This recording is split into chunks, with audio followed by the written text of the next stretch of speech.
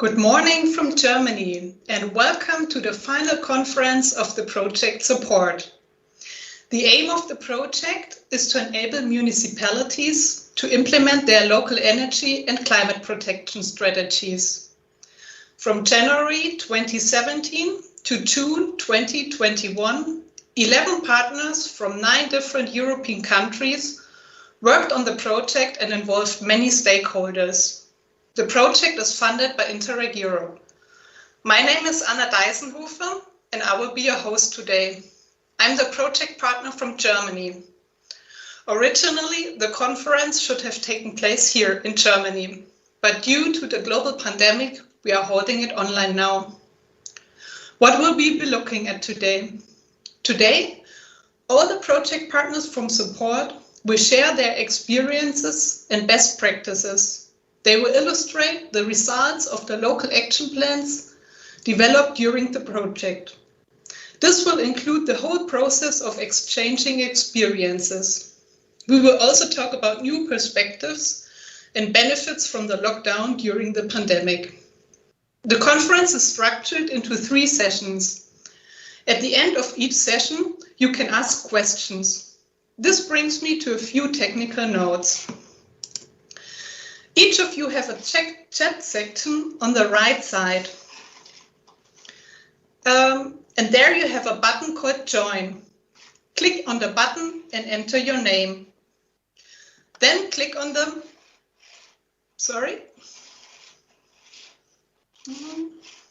Okay. Then enter your name. Then click on the Submit button. If you want to ask your questions anonymous, go to the wheel in the upper right corner and choose Anonymous. We invite you to send your questions during our event. Also, if you face any difficulties with the sound or video, please post it there and tell us. We will try to help you with that. And one last comment. The event will be recorded. We will send the recording to all registered participants afterwards. So now I would like to turn the floor over to Dalibor Jovanovic from IRENA in Croatia, who is the lead partner of the project.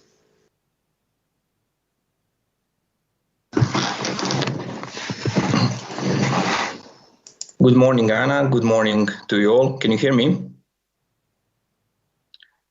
My name is, as Anna has already introduced me, my name is Dalibor Jovanovic and I work for IRENA, Istrian Regional Energy Agency, which is the lead partner of Interreg Europe project support. Thank you, Anna, for this great and informative introduction. And thank you again very much for all the effort that you put into the organization of this event. I wish to extend also my welcome in the name of the whole partnership to all the participants of today's event. We've tried it to organize it so hard in a regular traditional way, but after 2 canceled versions, we realized that it simply isn't going to be like this. So we had to modify everything and we had to adjust it to this now in some way standard online format. In this short presentation, in the next 10 minutes or something like this, I'll give you all an overview, especially to those which haven't met with support previously, of its main activities in a way that this overview will also serve as some sort of introduction and explanation of the general concept of whole today's event.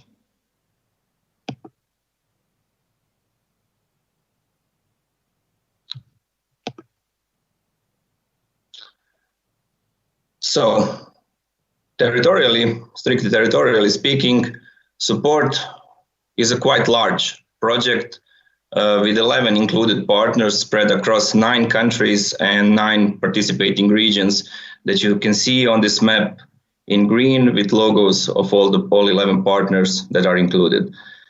Support deals with improving low carbon economy policies within 9 targeted policy instruments. Many of these are structural funds operational programs. Support tackle difficulties encountered by municipalities in those regions in implementation of sustainable energy policies from previously mentioned policy instruments. Even if this project considers various forms of negative emissions reductions, it is mostly focused on dealing with measures of energy efficiency and renewable energy sources use in public buildings.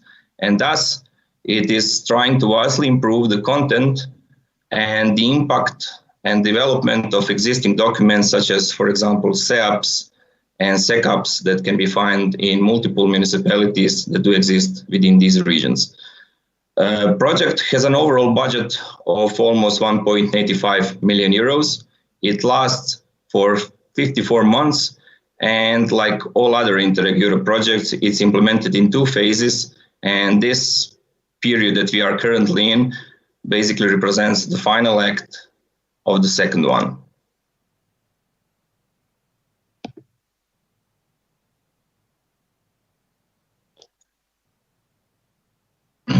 As mentioned, like any other Interreg Europe project, support had 2 distinct phases. First one started in January 2017, it ended in June 2019, and it can be summed in some way as a phase of learning and experience exchange.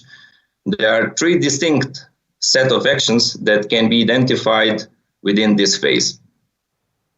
So, first one was identification and some sort of assessment of current status within the regions, predominantly of problems with implementation of sustainable energy policies within targeted policy instruments. This whole body of work that was happening for almost a year and a half was summed up in 9 documents that were called regional background analysis. Second part of phase 1, its second act, took the largest section of the phase 1. It was enveloping basically throughout the duration of the phase 1, and it dealt with the learning process and identification of various practices and procedures that could prove to be helpful in overcoming regionally detected obstacles. And during the third act of the phase 1, on the basis of this whole process and problems that were identified, we developed multiple actions that are going to be implemented in phase 2 of the project, and they are all enveloped in 9 action plans, and these actions are to be implemented, tested, and then assessed in phase 2 of the project, which started in second half of 2019. Now, we are nearing the end of that phase and basically the project as a whole, and it's time for final assessment and analysis of the results.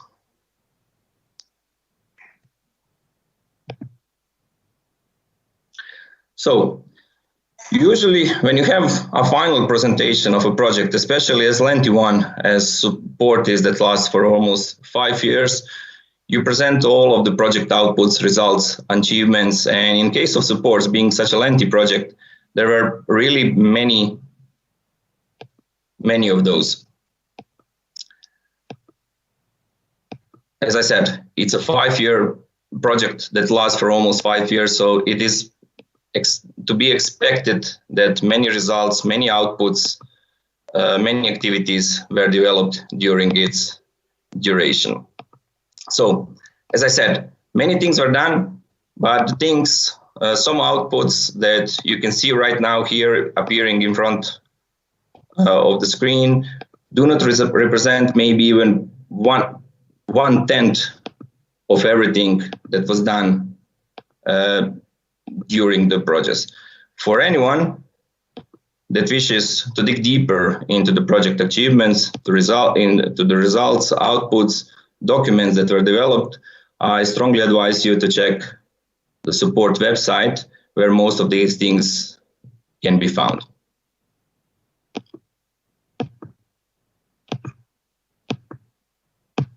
So,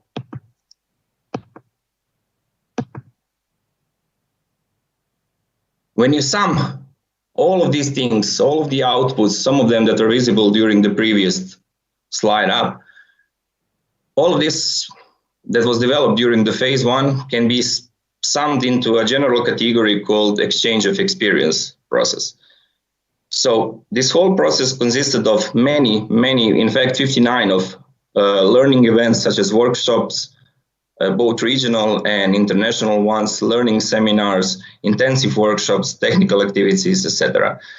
We identified 24 good practices across partners regions, and all of them can be viewed on the project website. Over there, you can also directly contact the person that is responsible for any given good practice that is published there.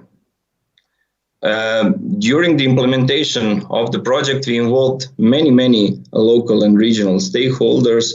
120 of them were following us basically from the beginning of the project, and these are the people that have increased their professional and technical capacity in fields of dealing with energy efficiency and renewable energy sources through participation in a project support.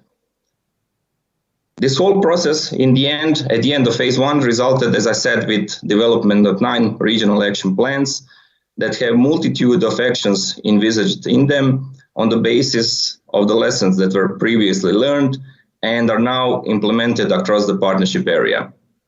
Character of those actions varies greatly. We had transfer of technologies, transfer of building refurbishment models, we had a transfer of software solutions, and also some soft measures like behavior models within the public buildings, as you are going to see a bit later on. But as most of the things had to find a way to adapt to this whole new scenario and new situation that we all of ourselves currently find ourselves into, we had to do the same thing with this conference. So instead of presenting you all of this work in its entirety, which admittedly could become a bit tedious for most of you, aside for ones that are actively included in the partnership, and in order also to better suit the faster and shorter character of an online event, we've decided to show you the basic concept of project implementation, some sort of basic dynamic of interactions, and we've handpicked representative activities that rolled out within this whole process and concept of implementation and development of support. So that concept, that dynamic of interactions is contained into something that Interreg Europe likes to call exchange of experience process. So as you can see here, there are 2 basic elements, key points or topics that you are dealing with here, and they can be identified on this slide. So the first one is the fact that there's a problem within any given region, and that problem was identified and classified in some way, assessed at the beginning of the project within the documents I mentioned earlier in the regional background analysis. Second point is that there's probably a solution somewhere out there, preferably it's within the partnership, and that solution hopefully can be used to solve that identified problem. The thing in between is the thing that we are going to be dealing with for the most of today's conference. It's the link, there's some sort of road between problem and solution, and this is the exchange of experience process. In many ways, this process, everything that it brings to a project is basically an essence of any Interreg Europe project. In support, this road materialized in many ways, and it established a wide web, some sort of wide web of connections. If you see down there on the map, we had problems identified in all the regions, and with the arrows you can see sort of how the influence and where the influence for the solution of that problem was born, and how it traveled to a specific region and then basically generated an action that will solve a specific problem within a region. So today In these 3 sessions that we are having, we are going to show you in a short, really condensed way how this whole linking process of problem and solution through the exchange of experience process actually works. So we don't have the time to present all of the modalities that occurred on this map. So instead, we are going to show you, as I said, the process. We are going to show you the example of the problem via a series of interviews with the regional either stakeholders or partners. We are going to show you the example of proposed solution in a form of a good practice. And then we are going to show you several implementation modalities in terms of specific actions that are being either implemented in partner regions, or for some of them, they have already been concluded. So that's it from my side at the moment. Thank you very much for your attention. I hope that you are going to like today's conference and that you are going to find something interesting within it. And now I would like to leave the floor or screen, in this case, to Mr. Maurizio Zara from Climate Alliance Italy, which is our advisory partner within the project. And he will be moderating the session 1 that is called Multi-Municipal Actions and Better Implementation of Existing Documents. Thank you very much. Thank you, Dalibor. Good morning, everybody. I hope you can hear me correctly. My name is Maurizio Zara. I'm from Climate Alliance Italy, and we are the advisory partner of the support project. And I'm very glad this morning to coordinate this first session of the meeting. The session will be dedicated to the presentation of some actions included in the action plans which Dalibor mentioned before. So I hope we have all the partners involved in this session available to speak. And the main idea is to start with the original action that was the inspiration for the other actions from the other partners. And the good practices and the actions all have a common ground of action, which is to provide tools to facilitate access to energy and climate data for the local authorities. So this is a common problem. We can have the time to discuss at the end of the presentation actions of the other partners. If you want, you can make questions. We can answer these questions at the end of the presentation.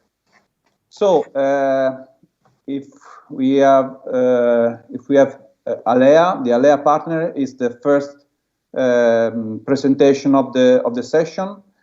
So in order to not waste time, it's better if I don't know if TB or Florin is available to start to present the first presentation with Anergo Observatory.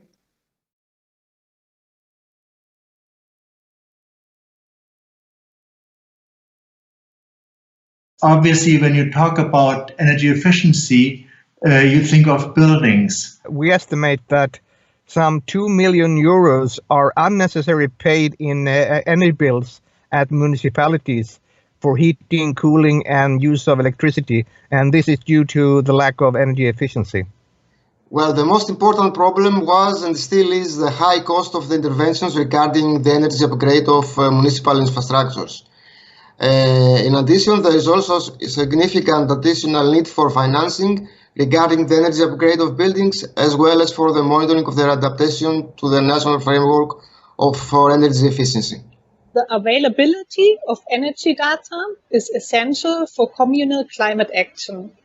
In particular, the provision of data and the accessibility of data are an important issue. The collection of energy and emission data is centralized in Sweden by national authorities. So it's reported by industry and companies and on regional and local level. But unfortunately, the information, the statistics are too vague and too general, and it takes 2 years to get published. During the regional background analysis, we found out that regional stakeholders have to deal with some challenges. There is little data available at local level. Most of the available energy data is at national and regional level. There is no uniform balancing method required for municipalities. It is only a recommendation. The high number of sources for energy data makes it very difficult to work with the available information. The lack of coordinated data collection on regional level makes it very difficult to follow up targets, makes it difficult to make actions, make it difficult to make joint procurement, etc. Furthermore, another issue is that as identified, was the low level of readiness and administrative and technical maturity of the proposed interventions. When creating the white label model, we took into account Anergo's experience, but also the regional approaches to address the needs and structures in Rhineland-Pfalz. It has been excellent to have this exchange of good practice in the project. Very important, and it's been a vital input to the local and regional progress on energy efficiency. Proposal in order to deal with multitude of these issues came in form of good practice Anergo.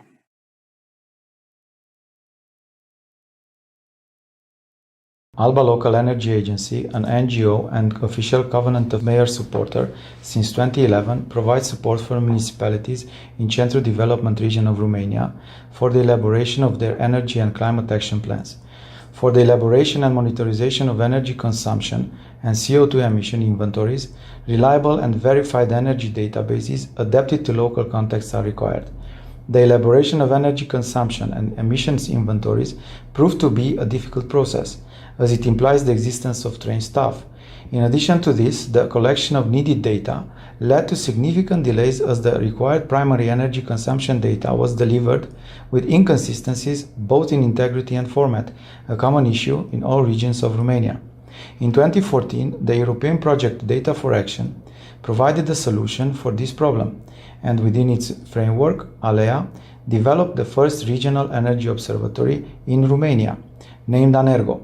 The development of Anergo benefited from the support of the Data for Action project partnership and also of the Energy Watch network.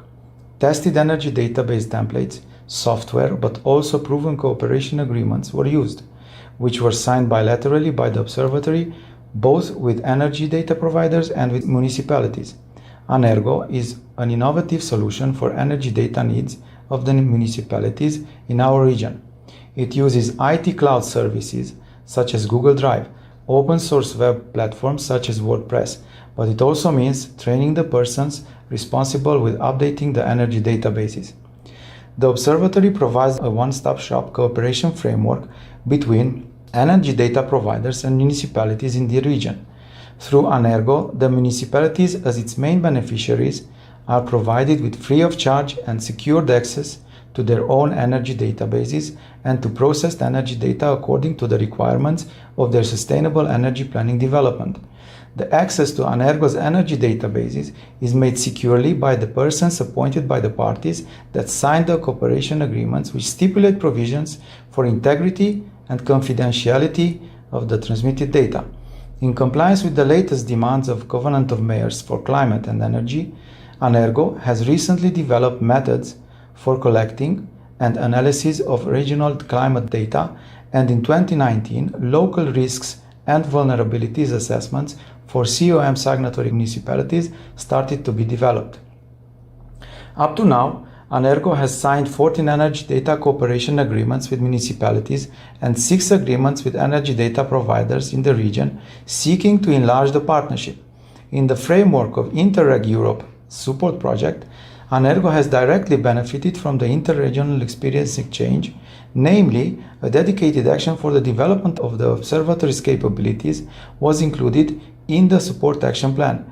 It is worth mentioning that for the successful implementation of Save Energy at ACC pilot action, The observatory's capacity was developed and made use of for the real-time collection, storage and processing of streaming data sent online from a school building.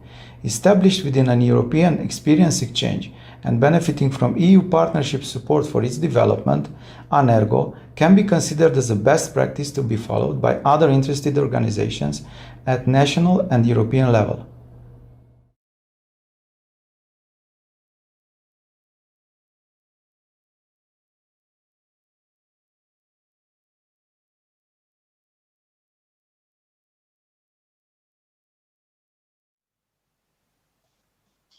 Thank you. Thank you. So now we can move on to look at the actions that were partially inspired by this good practice and that were included in the action plans. Let's start with the Greek partner Anatoliki and the Observatory for the Energy Consumption of Municipal Buildings and Implementation and Monitoring of SEAPs in the region of Central Macedonia. So please, Christos, I give you the floor. Thank you, Maurizio. Good morning, everyone. Thank you for joining us in this last conference, the final conference of support. I'm going to describe the action Anatoliki overtook, which regards to the implementation of the pilot project named the Observatory for the Energy Consumption of Municipal Buildings. Its objective is to facilitate access of local authorities to energy data for the better implementation and monitoring of SEAPs. And it will also facilitate the periodic monitoring of the energy consumption of public and or municipal buildings, providing useful information on the needs in order to prioritize energy efficiency measures. In order for this action to take place, there was a series of actions that had to be undertaken. First, we had to move with the development of a monitoring tool, like a web database. And while the second phase was a collection of data and uploading to the database. Those data include input from SEAPs and SECAPs as well, including energy performance certificates of buildings and updates of energy consumption data. An inspiration for this action was the Alba Energy Observatory, Anergo, in the city of Alba Iulia, which was presented as a good practice during an international seminar in the frame of the support project. The Anatoliki has already been operating a similar web platform that was created during an Interreg Med project called Energy. And this platform used all the data referred previously, but it had limited capacity since it was done and it was designed for only 3 municipalities. Now, in order for this action to be functioning, the following activities are really required. First of all is the training of the technical staff of the municipalities. The training will involve all the municipal staff to record and retrieve energy data for public buildings using the web platform, to perform data analysis and evaluation so that they can set priorities for energy refurbishment, and they will also be trained on topics related to energy saving, renewable energy sources, energy communities, which is quite a new status quo here in Greece, and financial instruments, etc. Anatoliki has already involved various national actors as well as the region of Central Macedonia in order to promote this platform, and has done numerous seminars and workshops regarding that platform as well.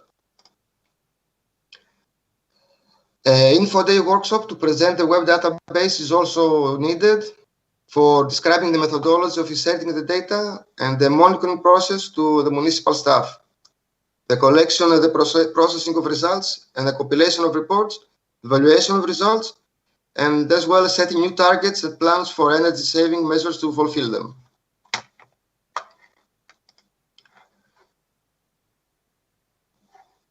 What this web platform will do, it will help local authorities and enterprises to be aware of the energy characteristics of the local public buildings and the actions that the local authorities have committed to undertake, included in the SEAPs. The main issue is that it provides a uniform form so that it can be extracted and further analyzed with the help of statistical tools. The data that are inserted consist of general data of the buildings, like the address, the name of the building, the type of it, the year of construction, or the renovation retrofit if it took place. Geometric data, like the net surface, the net volume, gross volume, and the number of the floors, as well as technical data, like the type of structure, what kind of external walls it has, what kind of windows, the type of the roof, monthly electric energy consumptions, as well as energy certificates before and after the renovation in case it took place. It also contains data, as it was mentioned before, from the SEAP actions, like the type of buildings, number of buildings involved, the presence of energy audits, analysis, the area of the intervention, and the description of action, energy consumption, renewable energy production goal, and the cost spent so far, as well as the funding sources for the renovation that took place or is going to take place. The whole cost of this action is 30,000 euros, and part of it was completed and is already being used as a tool that helps in the application of the energy upgrade of municipal buildings to funding calls.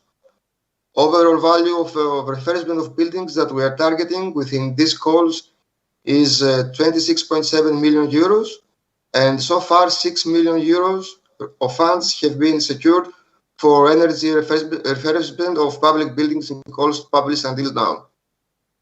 So in general, the web platform will give access to two databases: the database of the energy characteristics of the buildings and the database of the energy retrofit actions contained in the SEAPs or SECAPs. Regarding future developments, the durability of the action is assured since the managing authority of the region of Central Macedonia will have a real-time picture of the energy profile of the municipal buildings so that they can be able to plan and improve the targets of energy refurbishment of the buildings as they are described in the operation plan.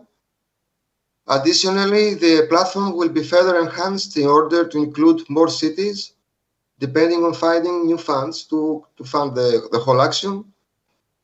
It is it's certain that the implementation of this action will serve as a tool for other regions in the country in compliance with other regional operating plans as well with the National Energy Efficiency Action Plan. Anatoliki is already trying to find funds for the further extension of the web platform in order to use it as a good practice for the region of Central Macedonia, and will undertake its operation for the next years. Funding is expected to be announced in the new programming period of the operation plan of the region of Central Macedonia, while in the meantime, Anatoliki will carry out training lessons to municipal and regional employees so that each city will undertake its SEAP monitoring by its own staff, while Anatoliki will manage the web platform and thus being able to provide statistical data in the common form available for processing. That's it. Thank you very much. Thank you, Christos. Thank you. So let's go now in Germany with Christel Simon and municipal greenhouse gas balancing and regional climate protection portals in Rhineland-Palatinate. So please, Christel. Thank you. Hello to everyone. It's a pleasure to tell you today about CombiRec. This project is about municipal greenhouse gas balancing and regional climate protection portals for Rhineland-Pfalz. Rhineland-Pfalz or Rhineland-Palatinate is one of our out of 16 states here in Germany. I hope, yes, okay. The project consists of two parts. We want to introduce first a uniform system for greenhouse gas balances in our state, in Rhineland-Pfalz. And the second part is about that we also wanted to design a regional climate protection portal not only to show the balances to the citizens, but also the tool should activate and involve citizens more strongly in the local climate protection processes. Let me tell you about what was already there when we started. In Rheinland-Pfalz, the Donnersberg district, a small region, already had a climate protection portal. They created it together with our subsequent partner, Dr. Jergens of the University of Koblenz-Landau. It helped to participate the stakeholders in developing a climate protection plan for the district and to work with it. We also have the Energy Atlas Rheinland-Pfalz. This web tool gives an overview of the energy transition in our state and of different regional developments, but unfortunately, the data in the Energy Atlas alone is not sufficient for balancing. That was why we combined the benefits of the two existing portals, and our focus was on improving the quality of the municipal energy and climate protection concepts. Also, we learned a lot from Energo, which was presented to us as a best practice within the framework of support, and of which you just learned about earlier.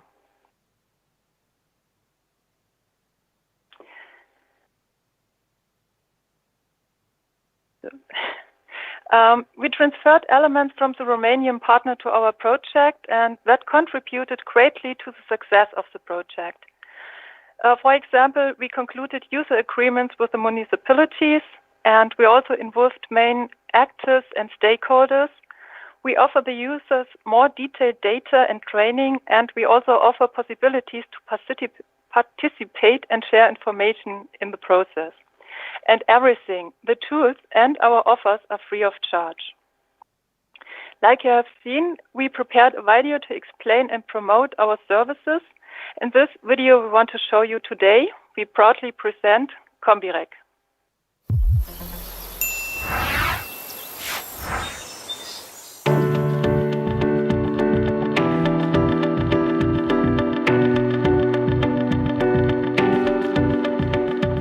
Der Bürgermeister einer mittelgroßen Kommune macht sich Sorgen.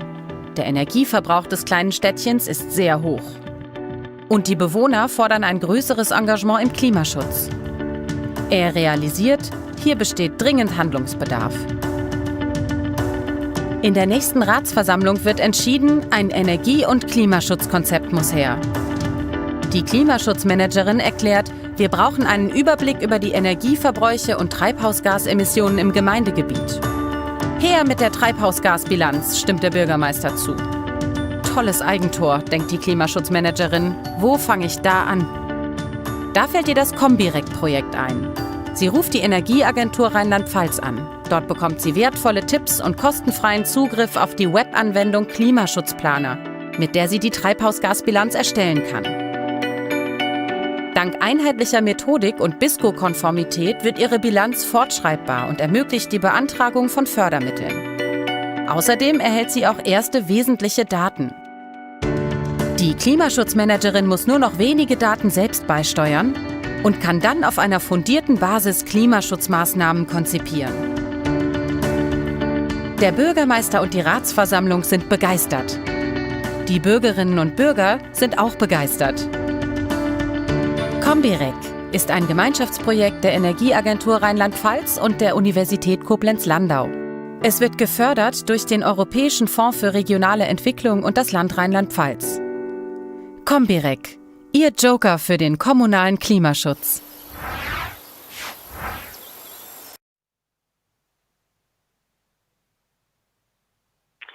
So I hope you had some fun during this short break. The project development of Combirec started in 2018. The funding, which is over 1 million euros, comes in equal shares from the European Regional Development Fund and also the state of Rheinland-Pfalz. The biggest part of this money goes into financing the balancing software and training, as well as programming the white label for the portals. The estimated amount of funds influenced by support is about €500,000, and the first licenses for the balancing software were issued in summer 2019. What we hoped for really came true. The project is very successful, like you can see. the demand for the licenses were higher than expected, which is good. And by now, more than half of the rural districts and independent towns in Rheinland-Pfalz, nearly 40% of the association communities and 246 small municipalities are using our balancing tool. Also, for the second part of the project, the first portals in our pilot region will be finished by the end of the month. From this year on, the data and portals will be transferred to other regions of Rheinland-Pfalz. And we have already the first interested parties. So it goes on. That's from Compirec. Thank you. Thank you, Christel. Thank you. So now it's the turn of the Swedish partner, Energy Contour, with Lena and Tommy. Good morning. And the action named the Collaborative Municipalities for the Joint Energy Data Collection Methodology in Kalmar region. So please, Tommy and Lena. Thank you. Hello, Europe. Welcome to Sweden for a few moments. I will do this presentation together with Tommy Lindström, my colleague. So this is our experience of the support project in Southeast Sweden. The public building stock in the county has been neglected for a long time with some exceptions. For instance, a municipality can have on average extra and unnecessary costs for around 200,000 euros a year of tax money due to lack of resources for energy efficiency. Although the energy performance certificates give some indications of performance and suggests identified actions, there have been limited resources for further investigations. As a result, the budget for maintenance and reinvestments gradually has shifted over to operational costs in many municipalities. So, when working with energy efficiency systematically, there have been barriers basically due to the lack of correct energy data. So, our first good practice was the Croatian National Energy Monitoring System, EMIS, who has a national database of energy and water consumption in all buildings of public sector. Another interesting function is that it receives input from individual rooms in the building, which is absolutely crucial to be able to follow up on energy efficiency actions. The system also provides various reports of interest, such as by individual buildings or as a summary based on the demands. The other very important experience was the good practice we found at the Energy and Climate Protection Management in Rhineland-Palatinate. They created a program called Energy Efficient Communities for over 100 small municipalities. The program makes it compulsory to first do an energy performance assessment of all buildings. This is to have an overview to identify the energy consumption, but then they can make a list of different actions and methods to improve energy efficiency. What was especially interesting was that the evaluation of the proposed action also took in account social and economic sustainability criteria that was included. So, our aim of our action plan was to create a regional energy data collection that will support a common methodology of sharing open energy data and description of measures. That will increase investment in energy efficiency by municipalities as they now can identify different sustainability values and together create joint funding and procurement possibilities.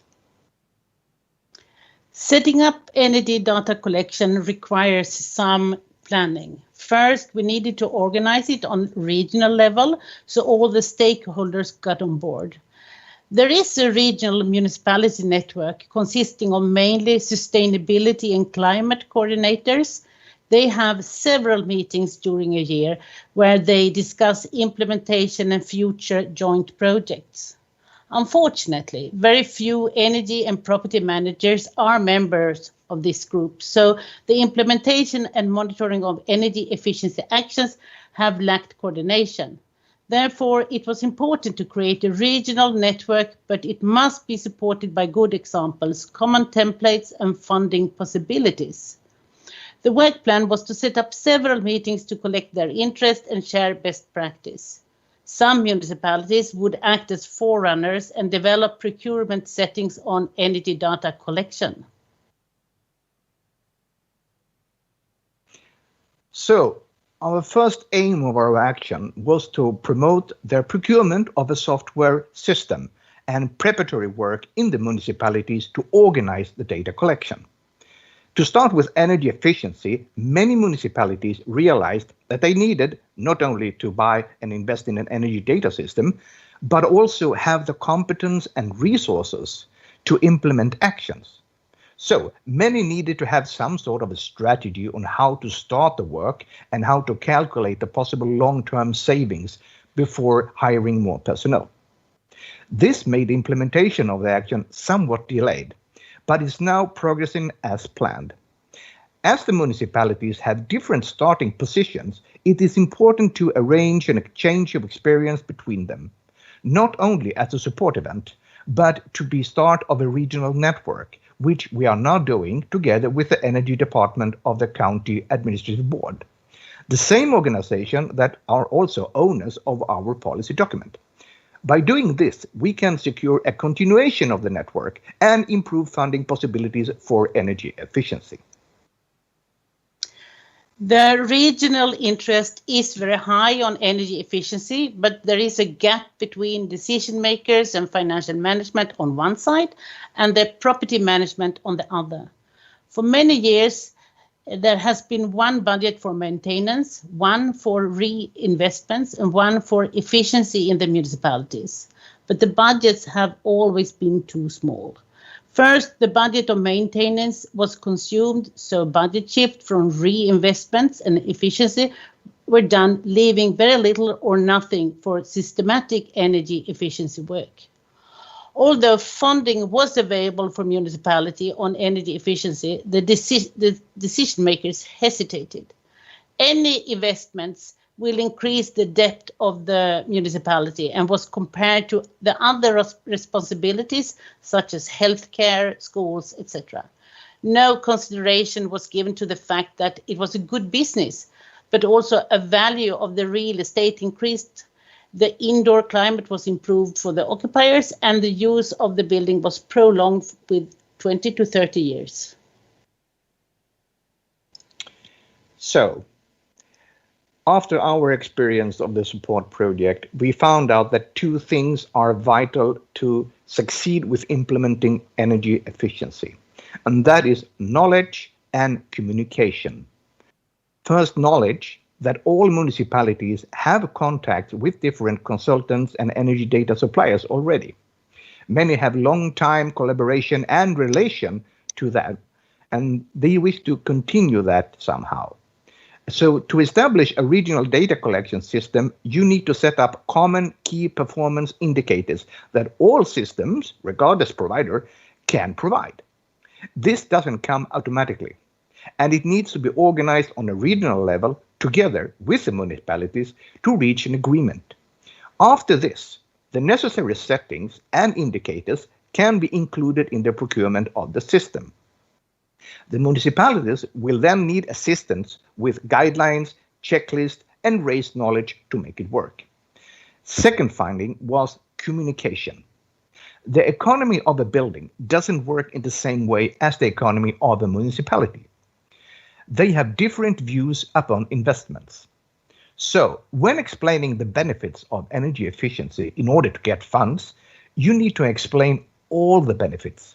Not only concentrate on payback time, but also add life cycle cost, health values such as indoor quality improvement, increased flexibility of the use of the building, the prolonged lifespan, and the raised property value. We have seen an increase of use of national funds from municipalities at the green credits that is available on national level. The green credits are only for sustainable investments, such as energy efficiency, use of renewables, and green infrastructure, such as pipelines for district heating by biomass, for example. Thank you. Thank you, Tommy. Thank you, Lena. Thank you all for your presentations. As we said at the beginning of the presentations, and as highlighted by the various partners in this brief overview of the projects, of the actions. All the actions try to address, to face the issue of lack of data, lack of knowledge, as Tommy mentioned before, as a barrier for local authorities to act to improve their energy or climate performance. And the tools you presented have different levels and also benefit from the synergy with other projects and funds available. However, efficiency doesn't come alone, as you mentioned before. And of course, facilitating access and accounting for energy data is only one aspect in order to build a local energy strategies like SEAPs or SECAPs or other similar initiatives. But it is quite basic, and for this reason, these tools, these projects shown are particularly useful and well focused on this aspect. So I think now we have time for some questions, and so please, if you want to ask something, write in the chat. I have just one first question for Crystal, and the first question is, what is the relationship between Combirec and the Klimaschutz Planner, if my pronunciation is correct? And not nothing wrong with it. Yeah, the Klimaschutz Planner is the balancing software we use in Combirec. So that's for the first part of the project. Okay, thank you. And I don't know if we have, I have to check if we have other question.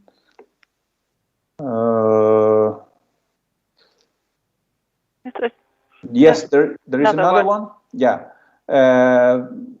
from the for the Greek partner, for Anatoliki, you mentioned that significant number of buildings have participated in calls for refurbishment fundings through use of your application. Do you think that it would be good if use would be obligatory for the application?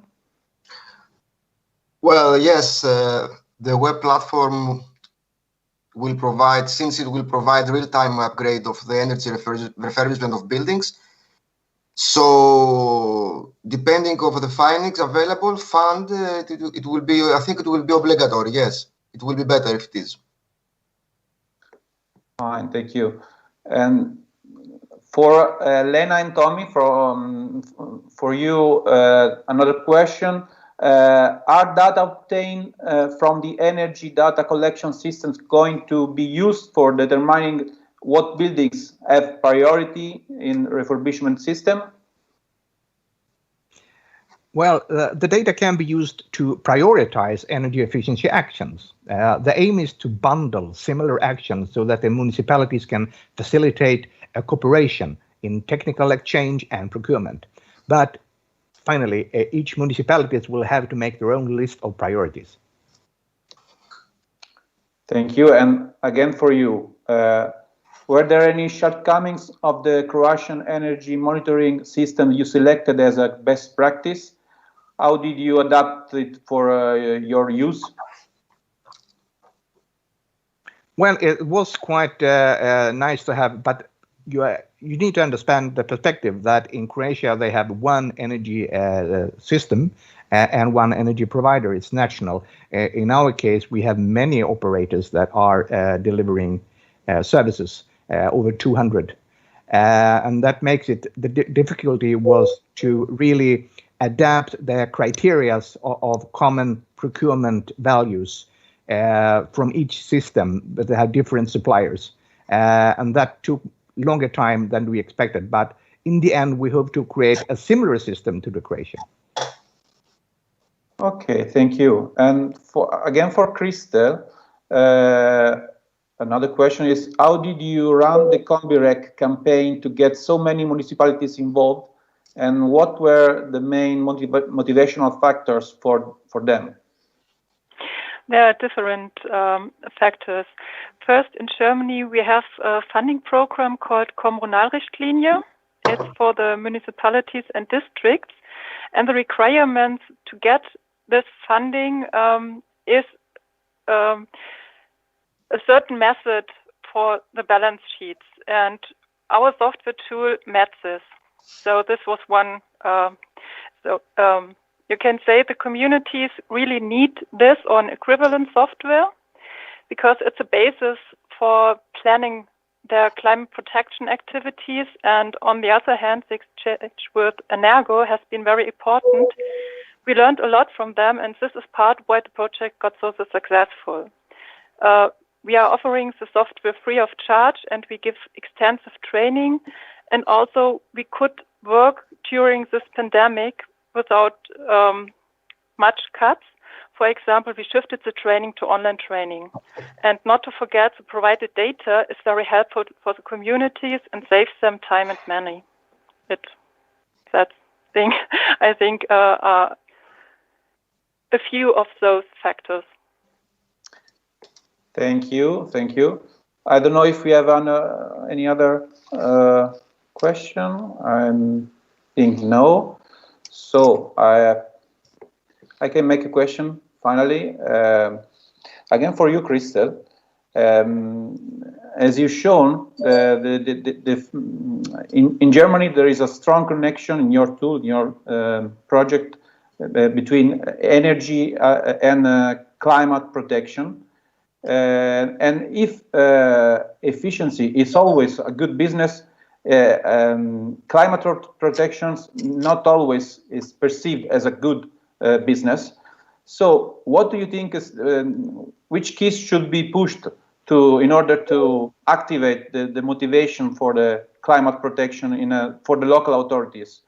It's not only in terms of good business. Difficult question. Yes.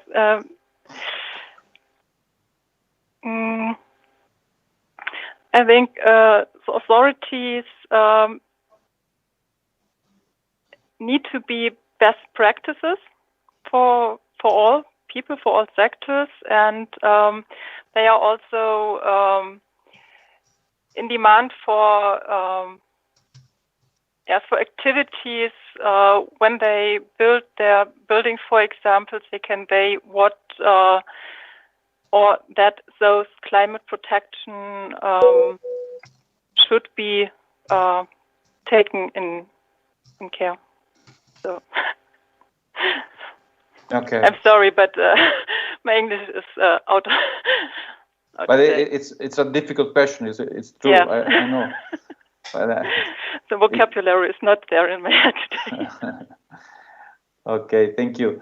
So I think we are at the end of this session. Or we have maybe time for another question. I don't know if you have other, or we can just move on the second session. So thank you all for your presentation, for the discussion. And let's move to the second session of the meeting, and thank you again. It was really inspiring to see what people all over Europe do to promote climate protection in our communities. There are some really interesting and helpful tools out there to manage energy data, and also a lot of support for the staff. We will now continue with the second session. The session is all about software solutions for the monitoring of energy consumption. And now it is time that we have a look at the video where different partners explain what kind of problems they have in their region. The video will end with the Croatian partner proposing a solution as a best practice example, the Energy Management Information System.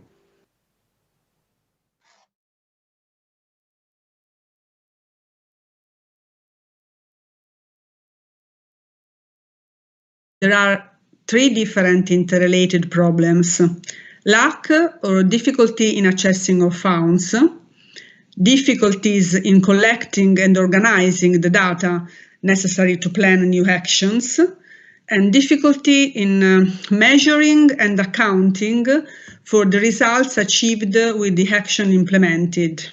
Unfortunately, there was no formal data acquisition practices and monitoring mechanisms in place prior to the web application development. Energy bills were collected as part of the administration process of the municipalities. However, the data was not analyzed in detail to allow monitoring of the energy performance. We are strengthening the REDEMA network through the development of REDEMA Regional Energy Observatory platform that will allow the process of comparison of energy parameters with the data of the Andalusian public buildings in the platform that will then serve as the basis to develop benchmarking guidelines for energy efficiency for various building typologies and users, as well as according to their characteristics. Good practices provide a good opportunity for energy monitoring and saving as a result of the better energy management. And the availability of sufficient data on energy consumption would also allow data-based decision-making and better opportunities to find funding for the necessary energy-saving measures to be implemented in the entities. There is a lack of energy managers that are appointed to take care of energy-related matters within the municipalities and other public authorities. The software-based solution for energy data collection allows a rationalization, greater speed, and easier sharing of data, and therefore better shared planning and overall improvement of governance. It was evident that the local authority needed a governance tool or network to transpose the experiences obtained at the Andalusian regional level with the Andalusian Government Administration Energy Network, including public buildings owned by the regional government. I think the adaptation of the SMIV good practice on the island of Gozo provides a user-friendly system that can be used by beneficiaries to report their annual energy consumption, identify energy trends, and calculate their energy savings resulting from the implementation of energy conservation measures. Well, it's an ongoing process, but I can well believe that we're on the right direction. A systematic approach to data management and uniformity of software is of utmost importance here. Also, it is very important that such a tool be mandatory for public entities, and one such presented was EMIS.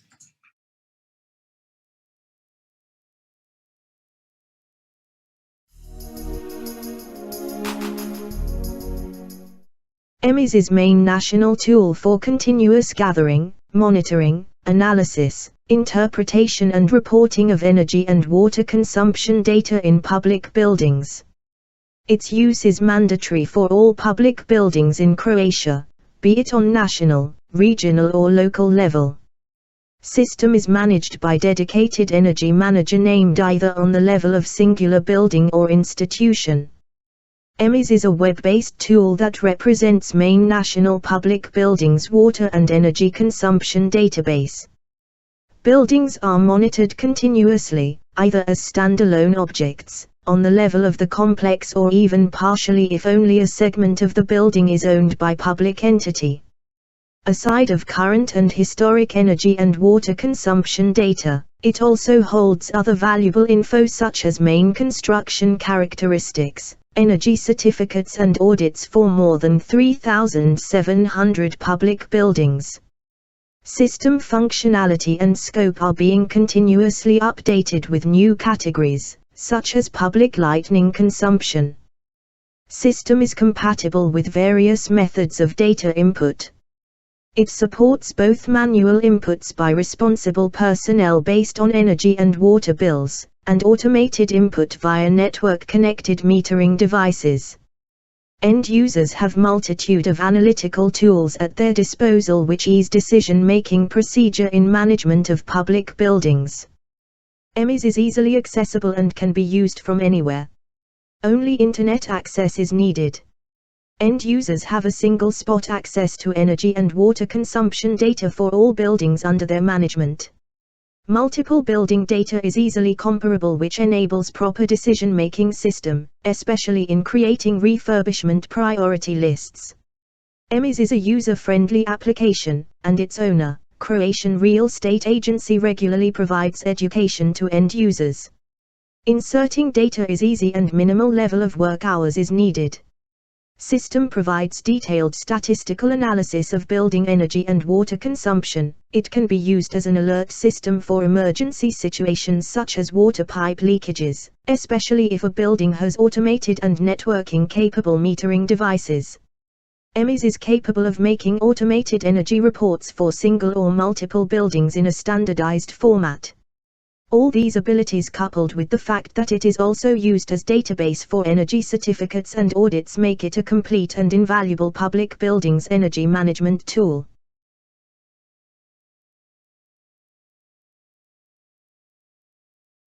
Users also have the option of using mobile app, called MISGE. In this way, energy managers can check their buildings anytime from anywhere. EMIS is based on modules, which means that it has ultimate expansion and adjustment abilities. It also represents an extensive contact list of both building users and energy managers across the country. This web-based application has multitude of input capabilities. Aside of manual importing of connection to energy and water automated metering devices, EMIS can automatically, among other, receive data from meteorological stations, and energy vendors have the option of automated bills upload. Building managers can even decide to equip parts of the building or every room with sensor equipment connected to EMIS, and in this way obtain the most comprehensive building analysis. EMIS is still being developed, with additional functionalities being added to it. It can be adapted for use in both private and industry sector.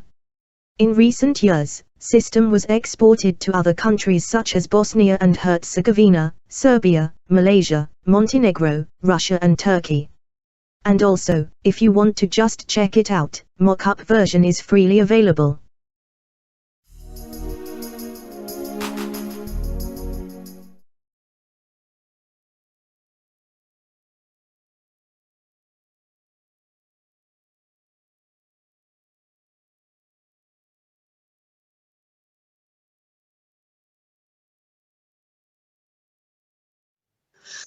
It was really interesting to learn more about the EMIS system. Now we are going to see how the problems that were mentioned by the partners were solved in different European regions by the use of this system and similar good practices. So next in our program should be Lawrence from Malta, but he has some technical problems. So we will proceed with Margherita Carré from the metropolitan city of the capital Rome, and she will tell us more about the energy web platform using the example of the municipality of Nemi. Margherita, can you join me please and tell us a little more about your web platform? What is it about? Yes, good morning to everybody. Thank you, Anna. My name is Margherita Carré. I'm a technical officer of Metropolitan City of Rome. That is one of the 5 provinces of Regione Lazio, and is the local authorities for 121 municipalities. Of these municipalities, only 8 have more than 50,000 inhabitants. Most of them are medium-small municipalities that don't reach 3,000 inhabitants. In this territorial situation, Metropolitan City of Rome, as territorial coordinator of the Covenant of Measures for Climate and Energy, addressed a policy instrument that is the Regional Energy Plan that recognizes the Covenant of Measures as a good tool to achieve regional energy objectives. The implementation of this policy instrument would be very important to strengthen Città Metropolitana of Roma roles as facilitator to the transition towards the new Covenant of Measures for small municipalities. In our action plan, we have a threefold objective: reinforcing our role as facilitator, increasing the number of municipalities signing the new Covenant of Measures and so producing their SECAPs, and assisting even more municipalities that have just signed the Covenant of Measures in the transition from SEAP to SECAPs. In this respect, we aim to reach the minimum target of 20 municipalities signing the new Covenant of Measure.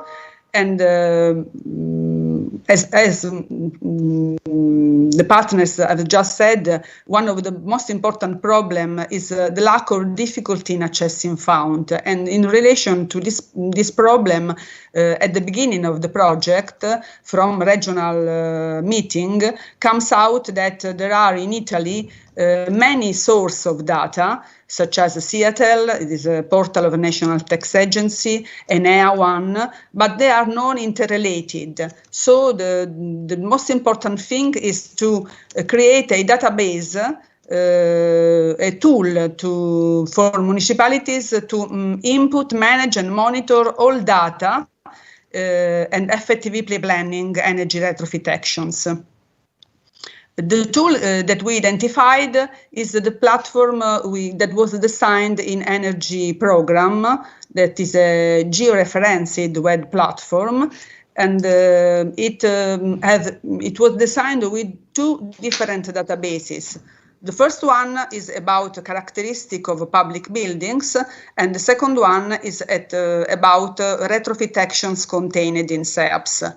The implementation of this web platform allows the sharing of a large number of energy data useful for planning future public and also private investments, and so helps us as territorial coordinator in monitoring the action implemented in SEAPS.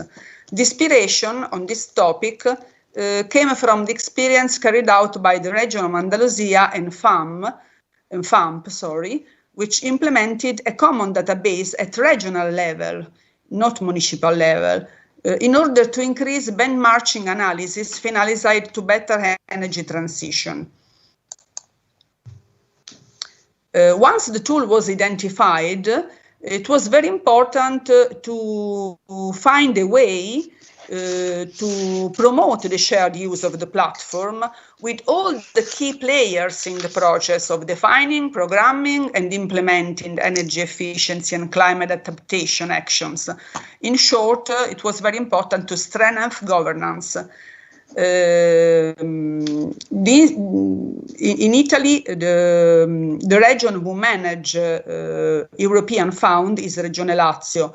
So we designed to create a interinstitutional collaboration in a permanent working table that we called Energy Office Managing Board to create a strict relationship between Regione, Metropolitan City of Rome and other public body who manage and collect data. So the institution invited to sit at the table are Regione Lazio, Enea, Metropolitan City of Rome, of course, all local municipalities, ESCOs, professional associations, energy managers working in the metropolitan area. The planned activity in the project were enter the energy data of municipalities that adhere to the Covenant of Measure on the platform and implement the section of the platform relating to SEAPS and SECAPS. Being the platform a working tool for all participants will have an interest in improving it. Regione Lazio will provide data on actions implemented with regional funds and on energy performance certificates. Enea will provide data from its database, that is a database that collects energy retrofit works eligible for a 65% tax reduction, according to the Italian law. And it is based on the documents and certification about retrofit works that the building's owners are obliged to send to Enea in order to apply for the deductions. And Enea also can give all technical support necessary for the issues of the situation. So, a few months ago, we signed this interinstitutional agreement with Regione Lazio and Enea, And the agreement provides for specific obligations for subscribers regarding the implementation of the platform. For its part, Città Metropolitana of Capital Rome, that is local authorities, I said, for 121 municipalities, of which 55 have joined the Covenant of Measures, invited all municipalities to enter data on energy platform. The platform is georeferenced and has been designed, as I said, in two sections for two different types of users. Any user can access the map viewer and view the geographic information, and only registered institutional users can put, manage, or delete data. In the slide, you can see the type of data that everyone can download: address, latitude and longitude, municipality and type of building. Here we have the example of a small municipality of Nemi, with a population of 1943 people only, that signed the Covenant of Measure in 2020 and put all data about its public building assets on the platform supported by Città Metropolitana. Here you can have an idea of the map viewer, in which you can see the geographic location of the municipality. And the platform allows you to view how much data has been entered by neighboring municipalities. In blue, those relating to public buildings, and in green, those relating to action envisaged in SEAP. Registered users can see data, just click on the record. The kind of data you find about SEAPs is a geographic location of the municipality, number of buildings involved in the action, type of planned intervention, energy consumption, reduction goal, expected start date, expected end date, status of implementation, and expected budget. The idea is that by the energy platform, municipalities have a tool for a quick analysis of the energy retrofit needs for their own building stocks and those of their neighbors, in order to identify potential for joint actions.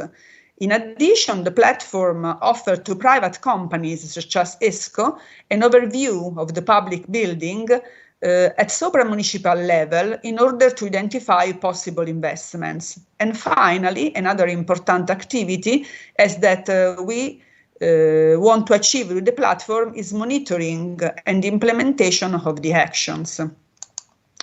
During the action implementation, the main obstacle encountered was that of obtaining updated data from municipalities. For better implementation and monitoring, it will be necessary to retrieve data provided by public service operators with easy access to energy data. Metropolitan City of Rome hopes in the future to extend the interinstitutional agreement of the Energy Office Managing Board to other bodies that hold energy databases, and so increase public participation in the process of implementing and monitoring action plans for sustainable energy. To make the platform even more effective, we undertake to continue the project through the following actions: upgrade the platform to develop further functions, such as detailed reports, comparison between several buildings, aggregated reports at local level, achieve the goal, of course, of having at least 20 municipalities join the platform, find European fund or on fund to do the upgrade, and as I said, encourage agreement with public service managers. Thank you for your attention. Thank you, Margherita, for the impressions of how data management for public buildings is approached in Rome. You already mentioned that you got the inspiration on this topic from the experiences carried out by the region of Andalusia. So, Yasmin, will you tell us now more about your regional energy observatory platform? It is one of 2 support pilot actions.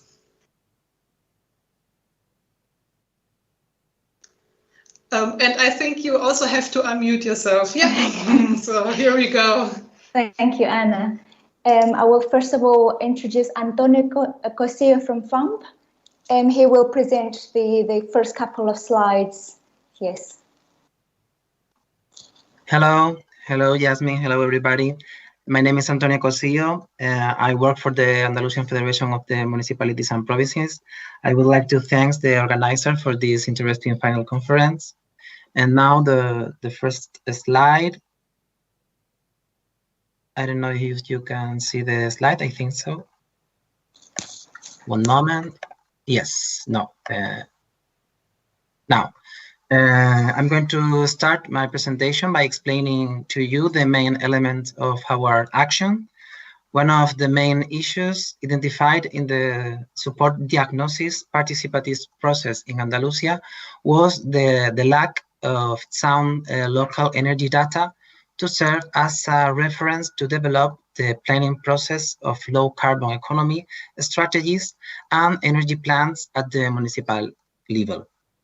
For this reason, the action undertaken to strengthen RIDEMA, Energy Network of Andalusian Municipalities, with the creation and development of RIDEMA Regional Energy Observatory to resolve this matter identified, have been 4 activities: governance through a regional alliance, open innovation for the use of energy data, knowledge transfer and capacity building, and local authorities energy funding.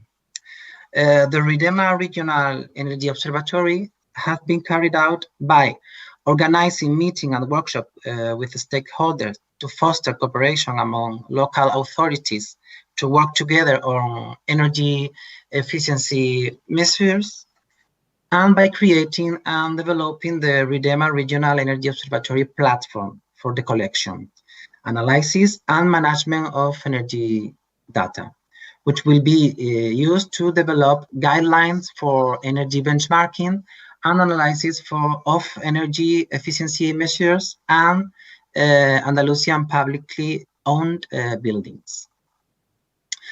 And the stakeholders involved in the implementation of the pilot action are Andalusian Energy Agency of the Andalusian Regional Government as the Andalusian Energy Strategy 2020 Managing Authority, local energy agencies, and county energy agencies of the provincial councils of Cádiz and Seville, Andalusian Institute for Statistics and Cartography, General Subdirectorate of Industry of the Andalusian Regional Government, Andalusian Local Authorities, Energy Provider Endesa, and Seville Order of Architects. The involvement aligns with the objective of the Andalusian Energy Strategy 2020 Action Plan, specifically GA9, improving the energy management of Andalusian local administration, as the pilot action allowed the collection and processing of energy data at local level thanks to the innovative tool of RIDEMA Regional Energy Observatory of Andalusia region, as well as the provision of specific trainings and capacity building activity for its use to municipal technicians. Therefore, a substantial improvement could be achieved in those municipalities which have not carried out energy efficient actions in public buildings, mainly due to the lack of energy data, as well as the lack of trained technical staff on this matter.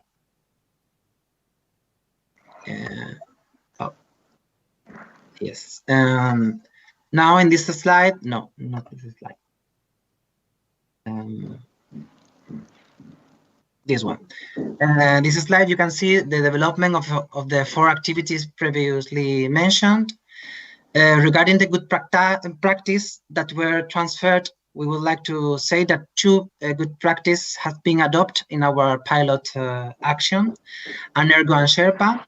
Anergo, Alba Energy Observatory from Romania, was transferred for the development of the RIDEMA Regional Energy Observatory platform, which my colleague Yasmin will further elaborate on this in this next few slides.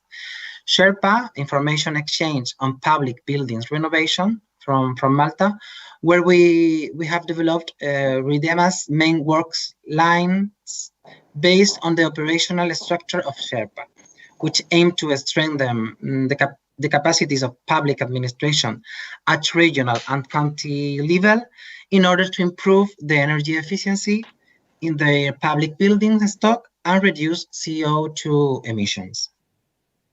Regarding the funds and sources of financing, the Andalusian Energy Strategy 2020, as well as the RDF operational program, has played a key role regarding the funding and financial resources of our action plan. The Andalusian Energy Strategy in particular has reinforced the high awareness to Andalusian local administration on the importance of of energy policies. The Energy Efficiency Action Plan 2018-2020 has allowed local government to implement action mostly contained in their sustainable energy action plans in a difficult economic situation and with restricted budget. Now, Yasmin will continue with the presentation. Yasmin works in the space, which is our technical assistance in this project. Yasmin, thank you. Thank you very much, Antonio. So here I will talk about the action implementation of the pilot action that we have done. So as Antonio mentioned before, that the RIDEMA Regional Energy Observatory platform, it was derived from the good practice of Energo. So it is both prioritizes the exchange of energy information and its treatment among local energy managers in public municipalities. So the main function of the RIDEMA Regional Energy Observatory platform that we have developed based on that, the good practice, the main functions include comparing similar buildings and offering various options for improvements for energy efficiency and giving that cost-benefit overview for each option as well as generating results based on standard economic units, demand, consumption, emissions, as well as in terms of energy rating.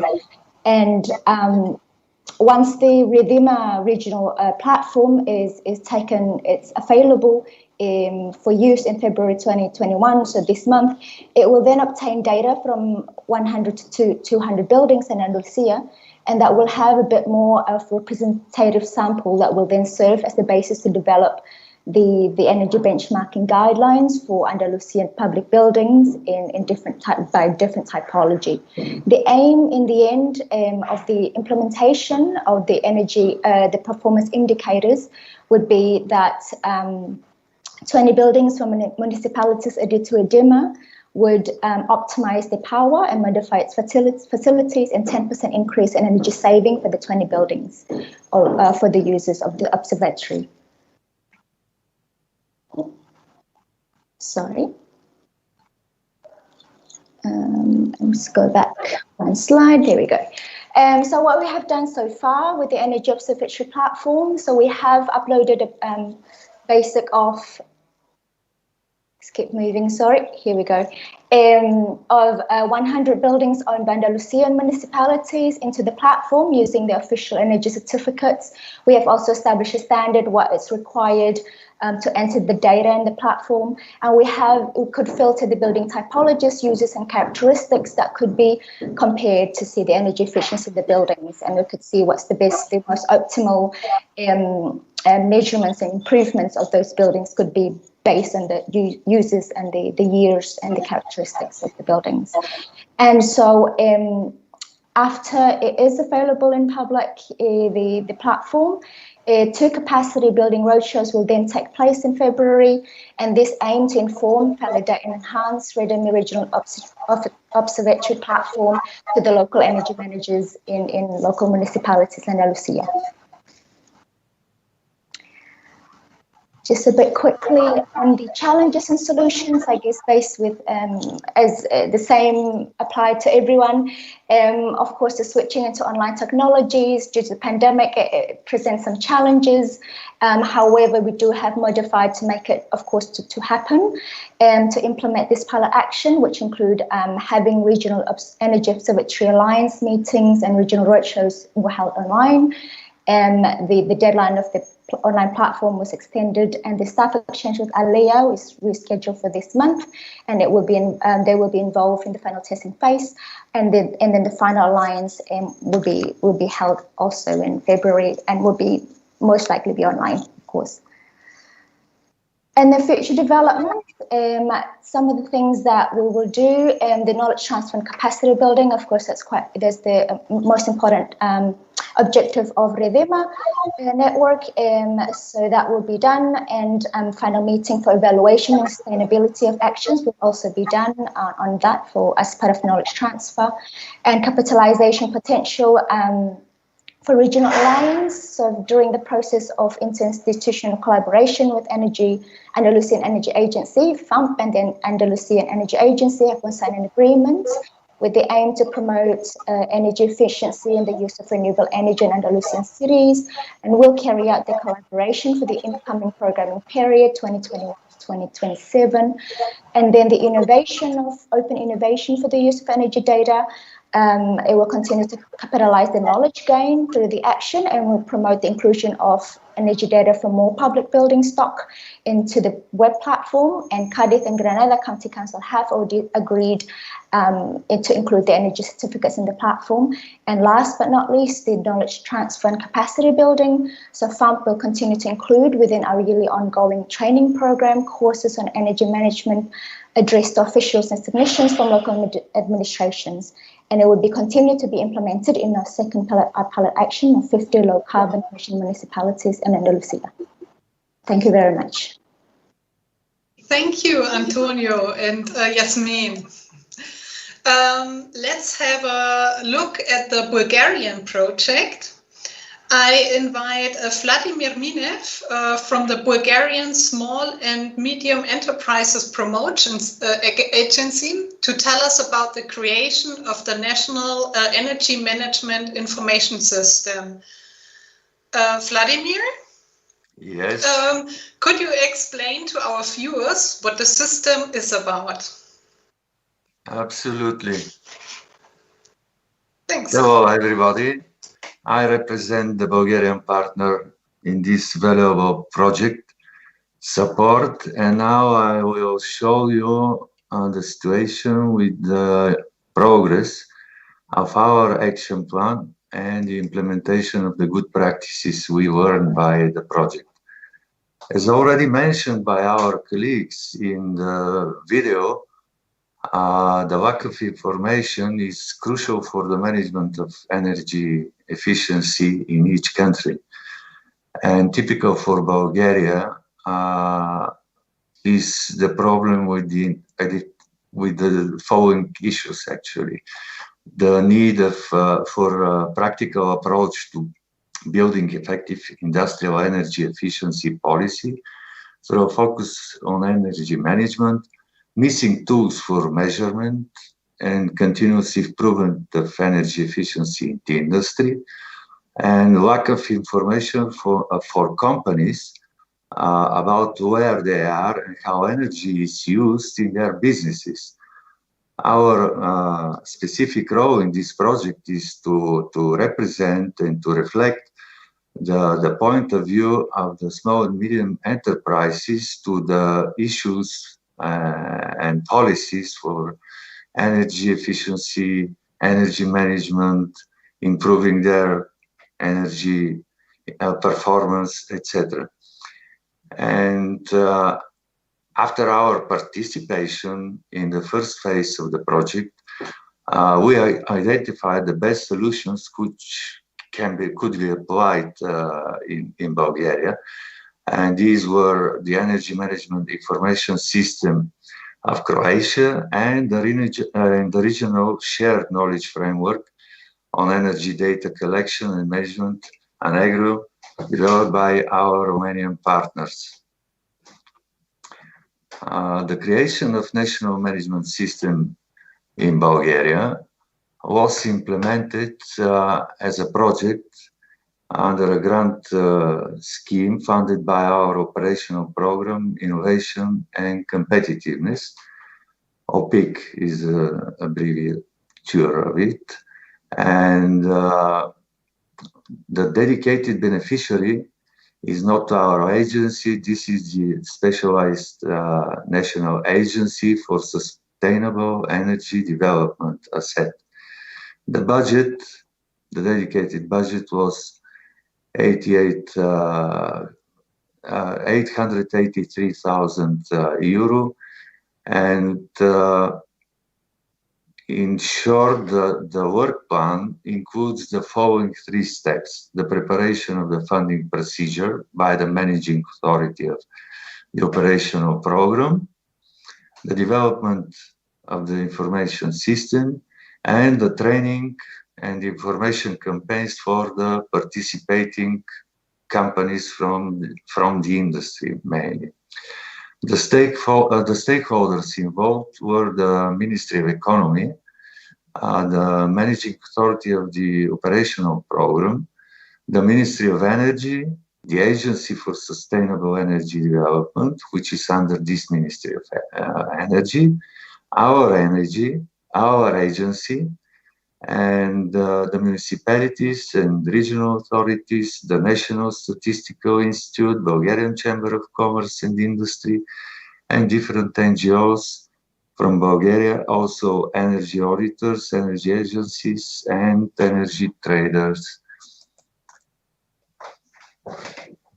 The project implementation by the Agency of Sustainable Energy Development followed the steps I mentioned, but in details as follows.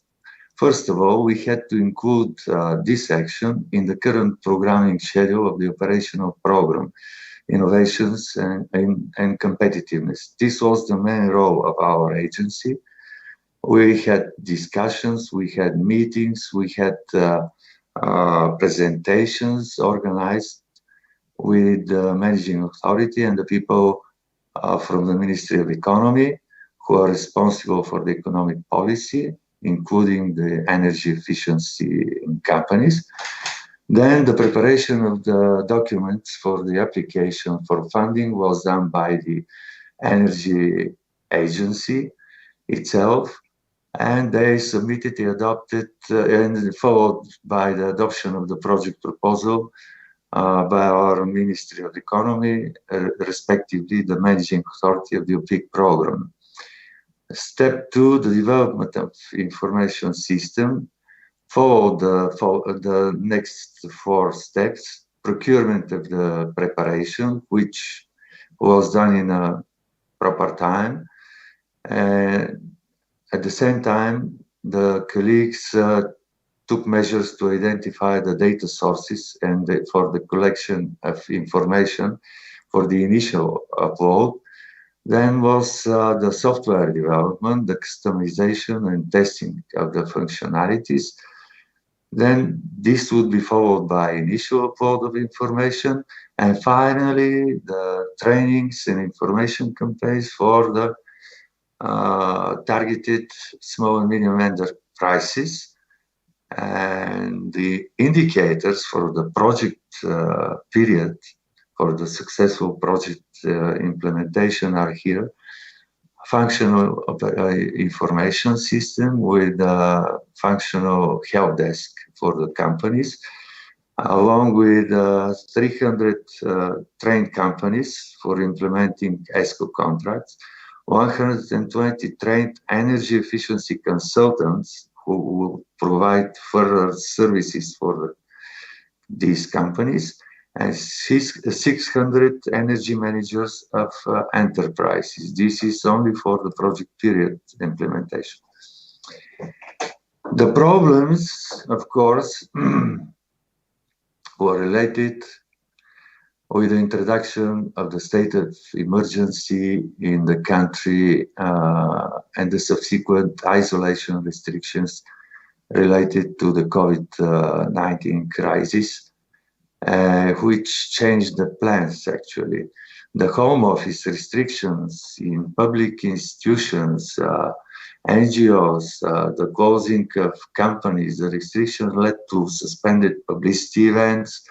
Stakeholders were difficultly involved in in the process of collecting information, promotion, collecting companies, interested companies, etc. Problematic involvement of companies, as I mentioned, because companies had a lot of problems unexpectedly at one moment. Then the trainings of the companies needed to be rescheduled and transformed into online version and videos.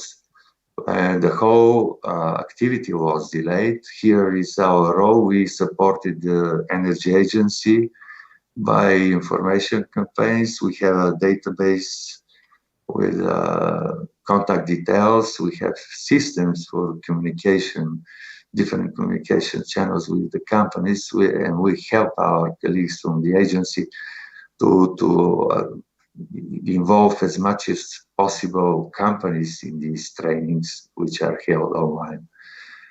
And at the same time, the public procurement for the software development was carried flawlessly, no problem at all. And the expected results from now on until the end of the implementation of this project in November this year is the following: initial data collection, web platform operational, energy management, system operational, help desk, distribution of sample ESCO contacts, guidelines for energy efficiency, audits of enterprises including SMEs, completed trainings and consultings on different standards for implementation of different energy policies, information campaigns, etc., etc. And we are going to help the energy agency along with the colleagues from the operational program and the Ministry of Energy. I'm out of time, but the future developments I should mention would be the courses, training courses for adopting of different models of software, which will enable the participation of the companies in this information system, energy modeling and forecasting the effect. This is related to the management of the energy policies, and also the development of analysis studies for improving the system of collecting and maintaining information on energy density, etc., etc. The online application for comparison of basic indicators for energy efficiency of the SMEs is very important, and this is related with the product environmental footprint, which would be implemented in the next years in the European Union, and this will be part of the job. And this is why this system is completely, absolutely positively accepted by the companies and managing authorities. Also, we plan mutual specialized trainings for the companies and capacity buildings, trainings of the members of the staff members of the agency for sustainable energy development. Thank you very much. If you have any questions, I'm ready to answer them. Thank you, Anna. Yeah, thank you, Vladimir. It seems that Lawrence from GOSO is still having technical problems. So maybe he can join us later. We will see.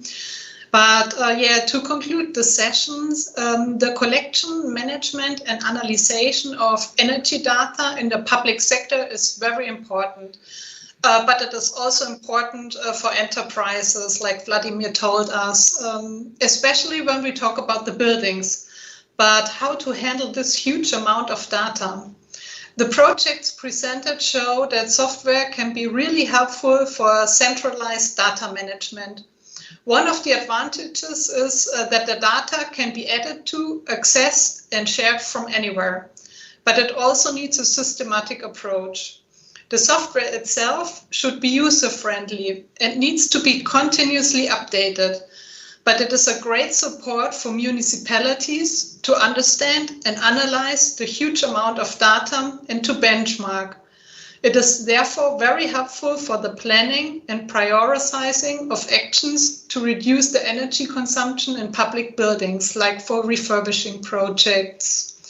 So in the audience, if you have any questions about the projects, the tools they were using, you can ask your question in the chat section and on the right. So please ask your questions and I will just check it out. One moment.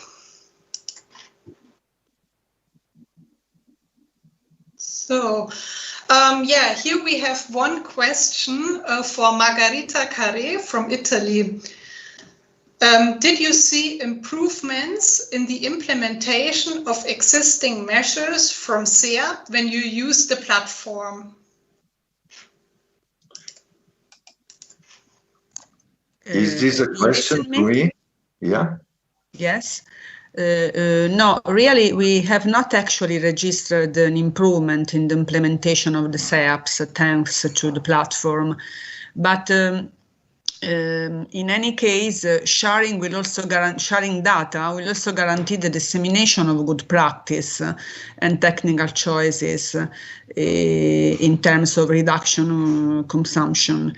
And the new covenant of measure, as well as providing for action for climate adaptation, has raised the goal of reduction CO2 emission to 40%. So municipalities that are there have a very ambitious goal to achieve. And we hope that the sharing of data between neighboring municipalities will be very useful for the science of climate action for SECAPs. Since, as I said, in metropolitan area, there are medium and small municipalities, and the adaptation actions must be conceived considering larger territorial areas. Okay, thank you, Margherita. I see that there is another question for you. Do you plan to use the platform when creating future documents in order to avoid planning measures that are hard to implement? Is about the same argument. Yes, we are sure that the sharing of different experience will help us to do better our role of leader in the transition from SEAP to SECAPs. The most difficult in Italy is too fast in political decision and in finding funds. Sorry for the joke of words. That is the reason for which we established a work table, a permanent work table with the body who in Lazio manage European fund. It's very important for us. Sorry, I didn't open the camera.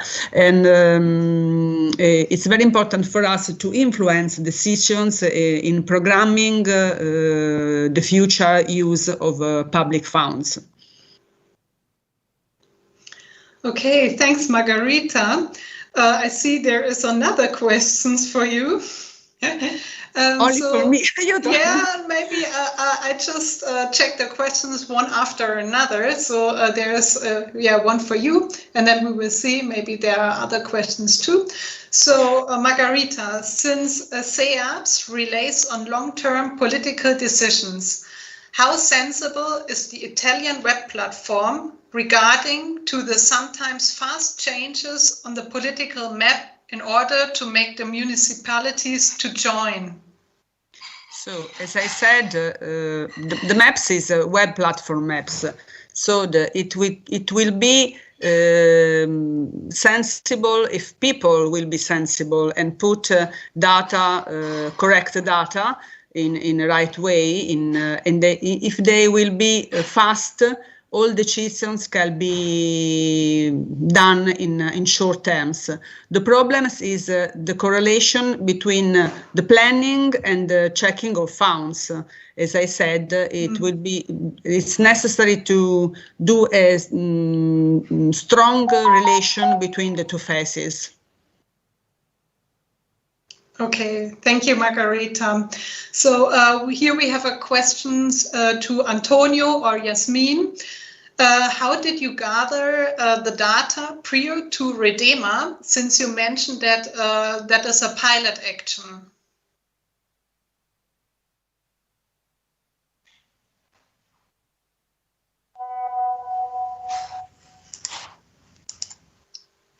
Maybe you have to unmute yourself. You have to turn on the microphone. Sorry, Anna. It's all good. It happened to me. Repeat that for me. I'm so sorry. It's all good. So how did you gather the data prior to REDEMA, since you mentioned that as a pilot action? Mm-hmm.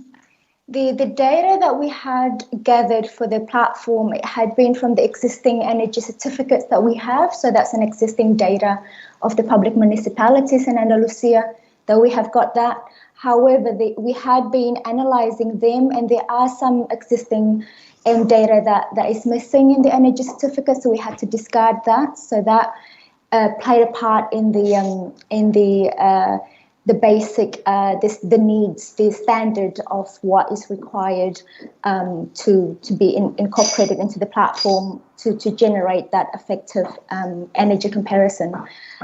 So to answer your question, really is based on the existing energy certificates of the public municipality buildings of Andalusia is what we have used so far. Okay, thanks, Yasmin. So, Vladimir, there is one question for you. How are you planning to convince companies to participate on the platform? Do you fear that some of them will declare the activity to be too time-consuming in comparison with potential benefits? Yes, definitely. The companies should have should receive some stimuli to implement this. And probably this is the easiest way will be to convince the exporters. Because as I mentioned, after the introduction of the product environmental footprint, which includes also the energy efficiency, this label will let them sell to other countries in Europe. The Bulgarian SMEs are selling to European partners, and they're collaborating mostly with European subcontractors and machine building companies, etc., etc. When they receive this label, they will be allowed. Otherwise, they could not sell anything in a few years. And it is not only related to Bulgarian, also for the other European companies. So the next step will be to convince the rest of the companies, apart from the exporters. But gradually, step by step, they will be convinced to participate, especially after the introduction of as obligatory, the remote reading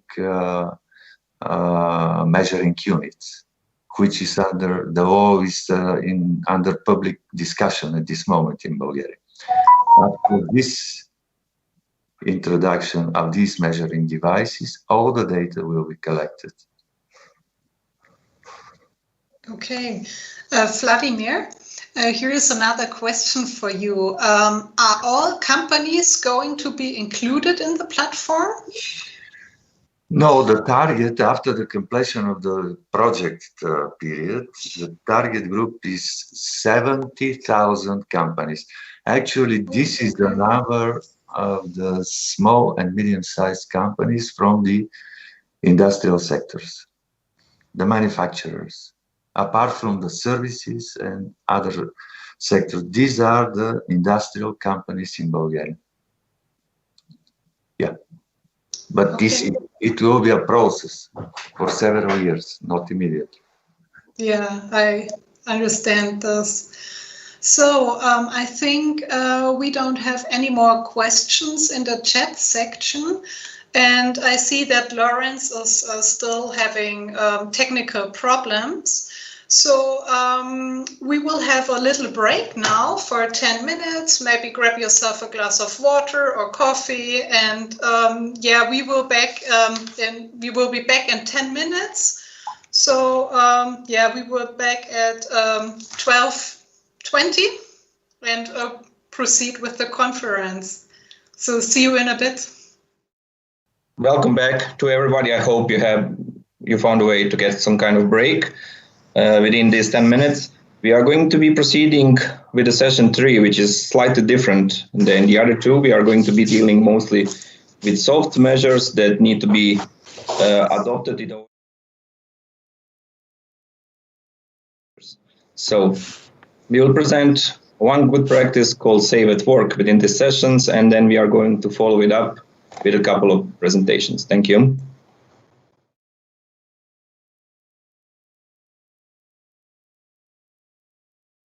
Well, as you know, energy efficiency is a very important field of action, but it's also very difficult. In no European country do we succeed in really using the full potential of improving energy efficiency. And I think support has done a very good job in dealing with also in the action plans and what one could call the soft factors. Soft approach is often the only available method. There are a multitude of buildings across the included regions and whole of Europe that are mostly left out of the energy refurbishment process due to their specific heritage status. These buildings represent a significant portion of public building stock, and overall saving targets really need them to be included in any kind of way. Even though the physical intervention on public buildings are viewed as the most relevant ones for reaching energy saving goals, the correct usage of building facilities is also essential, as they can highly influence the investment outcomes. Well, the main strength of Save at Work is to change the behavior that comes from within the workers themselves. So after a bit of coaching, they are the ones that need to take over matters in their own hands and assess, identify, and provide solutions for the buildings they work in. ICT solutions for energy savings in buildings are essential means to change user behavior and contribute to the overall goal of energy consumption reduction. The level of acceptance is rather high, but it could always be better. We have 4 municipalities included in our activities that have actively implemented the methodology, and they produce good results, all in all. Some of them already expressed even their commitment to continue implementing certain activities even after the end of the project. We underline the high level of replicability potential of save energy at HCC for our region, but also for our country. The advantage here of Save at Work is its own flexibility and the options to fine-tune everything to match your needs and resources. It is a common fact that even after the refurbishment, buildings, and especially public ones, fail to reach the desired saving goals. This gap in performance can mostly be attributed to the way that people use their buildings. And if you want to avoid this gap throwing a negative light to the whole refurbishment process, examples of proper behavior needed to be found. One of these was showcased by our Swedish partners in the form of good practice Save at Work.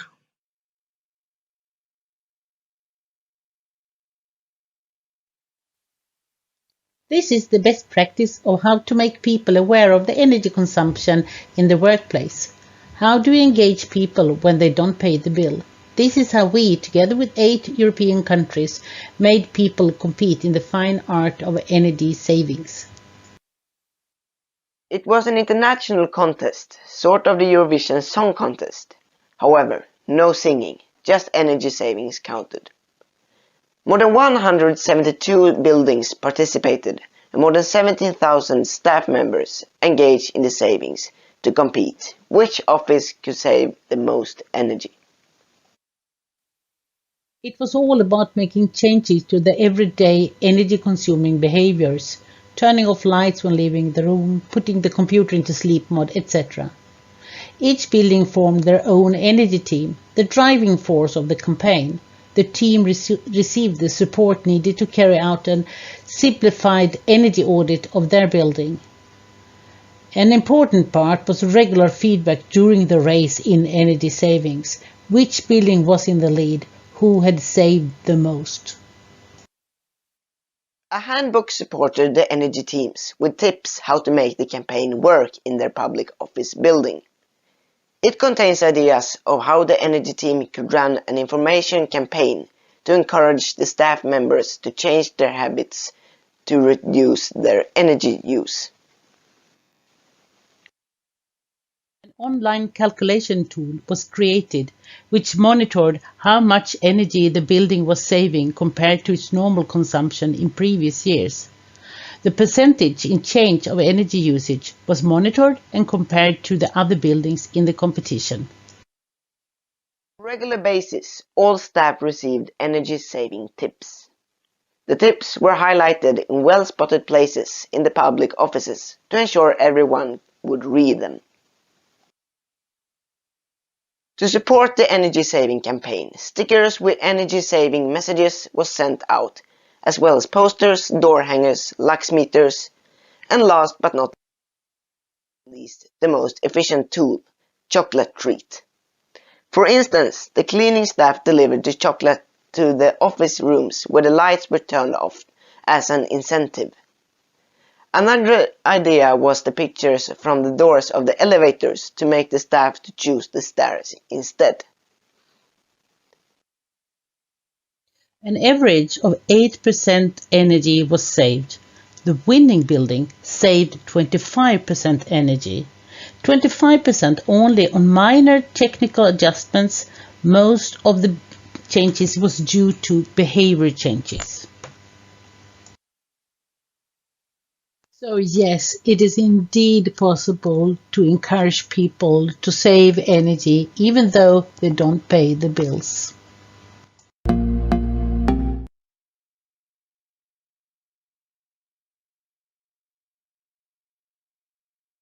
So, we've seen the example of a good practice that was presented to us, and now we are going to proceed in the same fashion as in the previous two sessions. We will see how this good practice was implemented in several partners regions, and we'll start with Mr. Alexander Meyer from Istrian region. Alexander? Yeah. Thank you, Dalibor. My name is Alexander Meyer from the region of Istria. I have been working on the support project for 2 years now. We were a partner that was added later on during the project instead of SEI. For one of our actions, we selected the Save at Work good practice that we found through the portal of the Interreg Europe site, and we communicated with our Swedish partners to see how can we take this action and bring it to Istria. Thanks again to Tommy and Lena for helping us. So we can continue with the first slide. So why did we select Save at Work for Istria?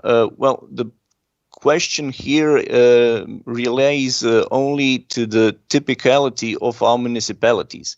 We have more than 230 buildings in Istria that are historically and culturally protected. As you can see on the pictures, most city centers are under special conservation regulations, and you need special permissions to replace your rooftop or isolate your building. Most of the times this isn't even possible.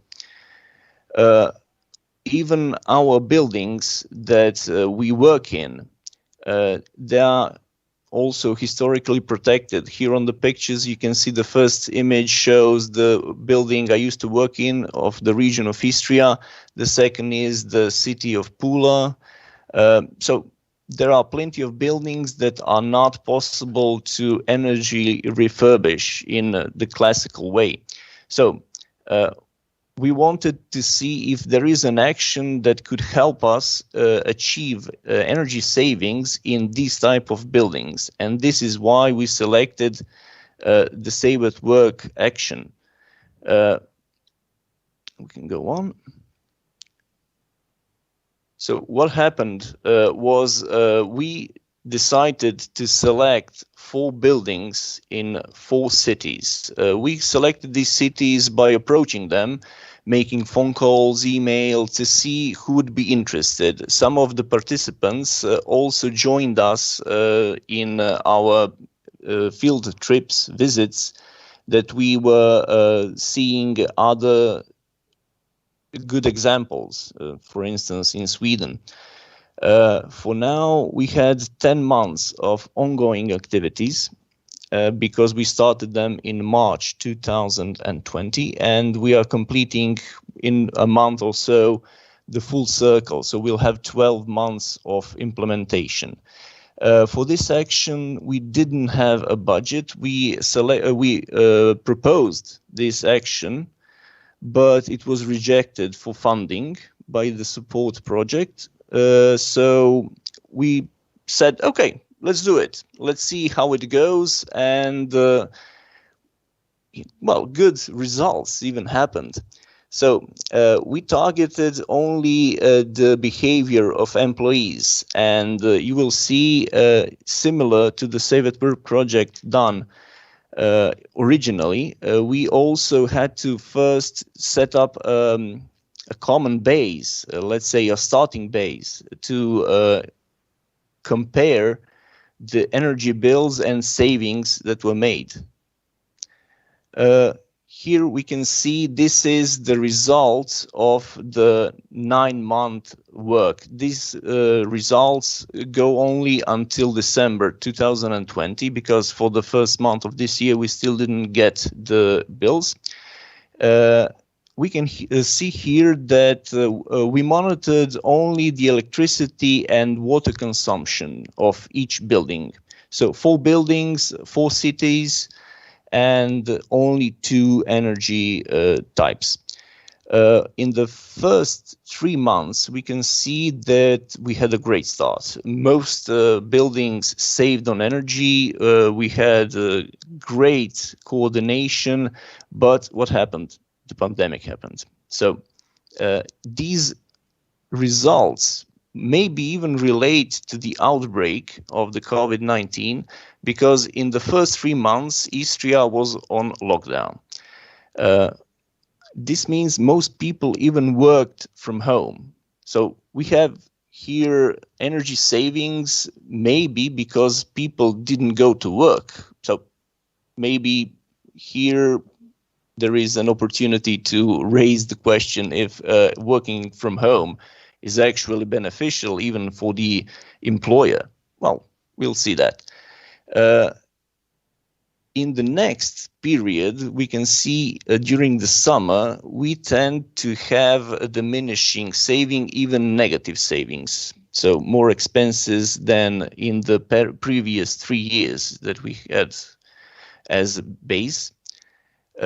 This might be also because in the first 3 months, people stayed at home. Later on, they saw that the pandemic wasn't going to go away just like that. So they had to come back to work. And this didn't overlap with the results we had in the previous 3 years. In Istria, it's, let's say, it's common for people to take holidays during the summer. So this year, well, in 2020, it was completely different. People worked. They had more expenses, I guess, during working in their offices. On the lower graph, you can see the accumulated monthly savings per participant. So here we can also see that only one city, and that is the city of Buzet, who had a very, very high savings totally. They accumulated them continuously over all months. Moving on. So the lessons learned here, the activity success depend mostly on the direct interaction with the people. Why did we have a drop in success? We had online coordinations. We spoke through phones, emails, etc. But in my opinion, we need the contact between actors. If we do not have that, it's very easy to drift apart and not to see the goal anymore. People tend to forget. They have other work, they are busy, it happens. So without direct interaction, it's pretty impossible to achieve good results. Savings, here we can see that they are possible even without investments. So the city of Buzet saved over 2,500 euros in 9 months, and that is a high sum if you consider the amount of spending they have. You will see on the next slide, they actually saved around 30% on the energy and water bills. Also, one thing to mention here is that working as part of a team motivates people to work with more dedication. In the city of Buzet, I received information that my colleague went every day to check how their colleagues are doing, if they are shutting down the lights, how heating is handled. Small things lead to great results. So, well, it is, sorry, it's not working. Yeah, sorry for that. We will keep implementing until the end of February of this year, and we will have a whole year of data to analyze. All municipalities positively responded to Save at Work Istria, and several of them even considered continuing even after the action ends. One municipality told me that they are evaluating the possibility to give incentives to their employees, because if they produce good results overall, then maybe they need to have a reward for their efforts. But these are all things that are not yet completed. So we have to wait to see until the end of February what will be the results, what will be the conclusions. And we hope that this activity will transfer to other cities in Istria, because we proved that it works. Thank you. Okay, thank you, Alexander, for the very interesting presentations. I'm sure that we'll be coming back to you in the question and answer session. I can see that there are already some questions out there. We are going to proceed in a similar fashion with another presentation of implementation of Save at Work, this time in Romania. The action is called Save at Work Horea. And it's a bit different because, unlike the one in Istria, the building in Romania is basically competing against itself in previous years. So, Florin, I give the floor to you and you can start with the presentation. Thank you. Thank you, Dalibor. And I repeat your presentation, my presentation. I am Florin Andronescu, and I represent the Alba Local Energy Agency, the Romanian partner of support project. A very strong project for us, because by this project we support our regional energy planning, namely energy strategy. So, the name of our pilot action is Save Energy at Colegiul Național, Horea, Cloșca și Crișan from Alba Iulia. This is a link to a dedicated page on our website where all the results of this pilot action is presented.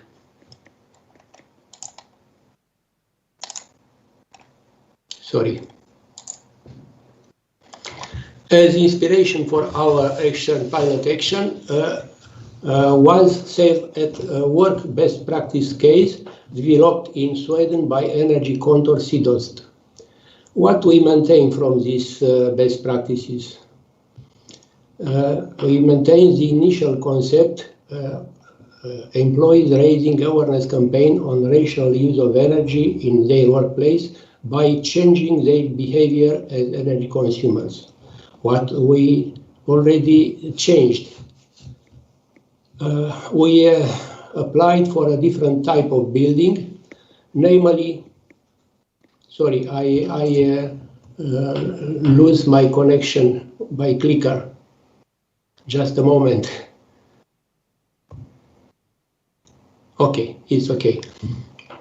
So we applied for a different type of building, namely a high school building, given the high energy consumption level in this building. Also, we used ICT solutions for smart monitoring for different type of energy parameters and also including indoor air quality. And also automated adjustment of energy parameters was produced. ALEA involved in the concept innovative solution, making use of technology and automatization as a supportive measure in energy saving.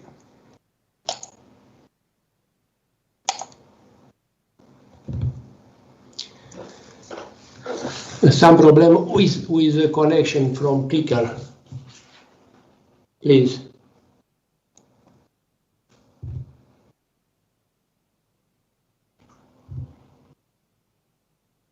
Okay. I don't have access to clicker. If not. Okay.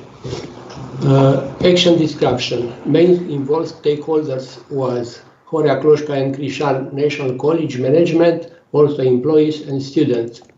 Alba Iulia municipality as owner of the building and payer of the utility building. And also Alba County Council. Motivators for HCC College management, raising the building energy efficiency, cutting energy cost, raising its staff knowledge levels regarding the correct use of energy in this building.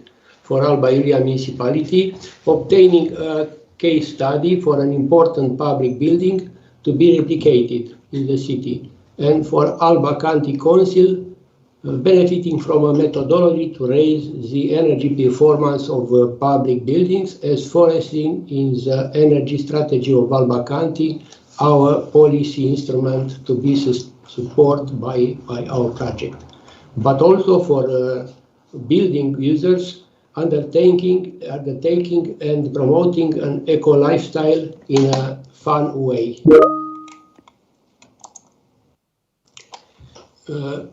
Work plan. The main etap, preparation of the campaign, equipment installation, learning process, also energy saving measures deployment, monitoring of energy parameters, and conclusions presentation of the results. As financing, we use ERDF funds from the Interreg Europe program. As main indicators of our pilot action, training of about 30 participants, employees in a public building. Also, a reduction of 9% of energy consumption during the implementation of pilot action, about 140 megawatt hour, and also reduction with 9% of CO2 emissions, about 37 tons of CO2. Main step of implementation. First, ensuring the involvement of main stakeholders of the pilot action, local municipalities, staff of HCC College Alba Iulia. The second, identification and motivation of an energy team and energy expert. And elaboration of an energy audit of the building. As you can see, the current level of energy performance is D class. Other steps. Acquisition and installing of smart metering equipment. As a note, the smart solutions were identified, designed, implemented, and operated by ALEA. Was a hard work, and I can remark we don't firstly from beginning identify the level of necessary effort. Other steps: elaboration of learning documentation tools, organization of trainings, consumption monitoring, deployment of measures to change energy consumer behavior, and elaboration of a best practice showcase for Alba County Council.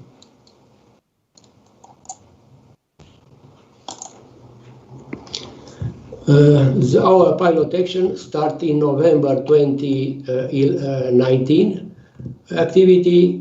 Activities were implemented according to the work plan with some delays related to firstly, mandatory acquisition procedure conditionalities which determine 1 month deviation from the start point, and outburst of the pandemic COVID-19, which led to the nationwide closure of the schools in my country. Deviations: because of closure of the schools, the energy consumption profile of the building has radically changed from March 2020 until January 2021. So without users operating in the building in a usual scenario, the deployment of energy efficient consumption measures was postponed with a perspective on the possibility of reopening the schools in the start of February this year. Involvement in the pilot action: a high number of people working in the school, the energy team, the administrative staff, group of students as replicators, and also municipality representatives. Main cost: staff cost and acquisition of monitoring equipment. Some cost could be covered by ALEA from own resources. These costs are related to cost for monitored data transfer, cost for data analysis and processing. This were made using an ergo observatory, and cost related to the organization of events, kickoff, trainings, and other.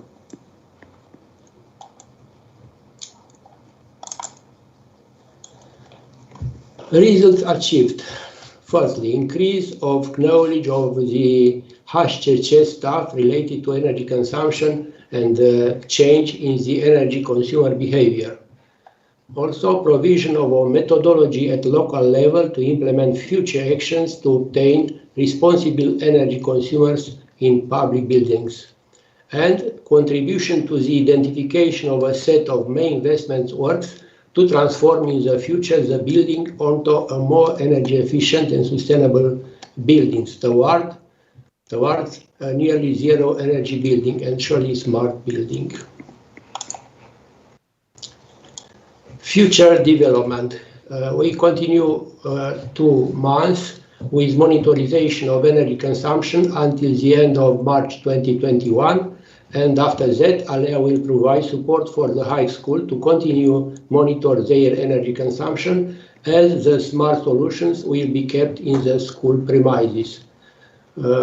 Also, final evaluation of the monitoring results and presentation of the monitoring results to the participants, and surely elaboration of a best practice showcase for Alba Iulia Municipality and Alba County Council. And about replicability potential of our pilot action, we agree that Save Energy at HCC poses a high level of replicability potential for our region, but also for our country, as in Romania, specific energy consumption is high, especially in buildings, both public and private. One among the main causes for this is the lack of users' knowledge regarding rational use of energy. And we can note that the municipality showed interest in replicating the pilot action approach in other schools in the city, And also Alba County Council showed interest in promoting the pilot action at county level to be replicated by other local authorities. This is my presentation. Thank you for your attention. Thank you very much, Florin, for this really interesting presentation with big developments, really impressive ones, especially the equipment that you were able to develop over there for monitoring of all these reductions. Thank you very much. We are going to proceed now with something slightly different. As you can see, especially from the last two presentations, this whole crisis, the lockdown situation, ban of travels, ban of multiple activities had quite a significant effect on the project, especially on the last two presentations, on the last two actions, but also on the other ones.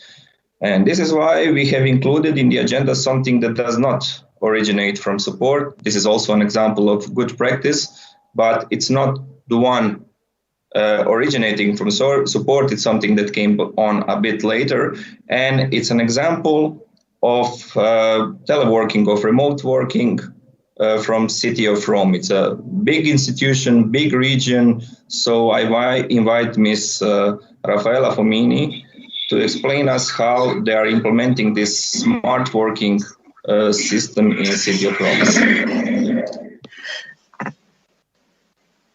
Good morning, everybody. Can you hear me? Everything is okay? Okay. I'm Raffaella Fomini from the Metropolitan City of Rome, and my presentation deals with this experience of smart working, which the Metropolitan City of Rome has introduced before the pandemic crisis, but with the pandemic crisis has become very important. Just to introduce the context of the Metropolitan City of Rome, the Metropolitan City of Rome has a total of 2,000 employees in the same, who are in the same building located in southwest of Rome.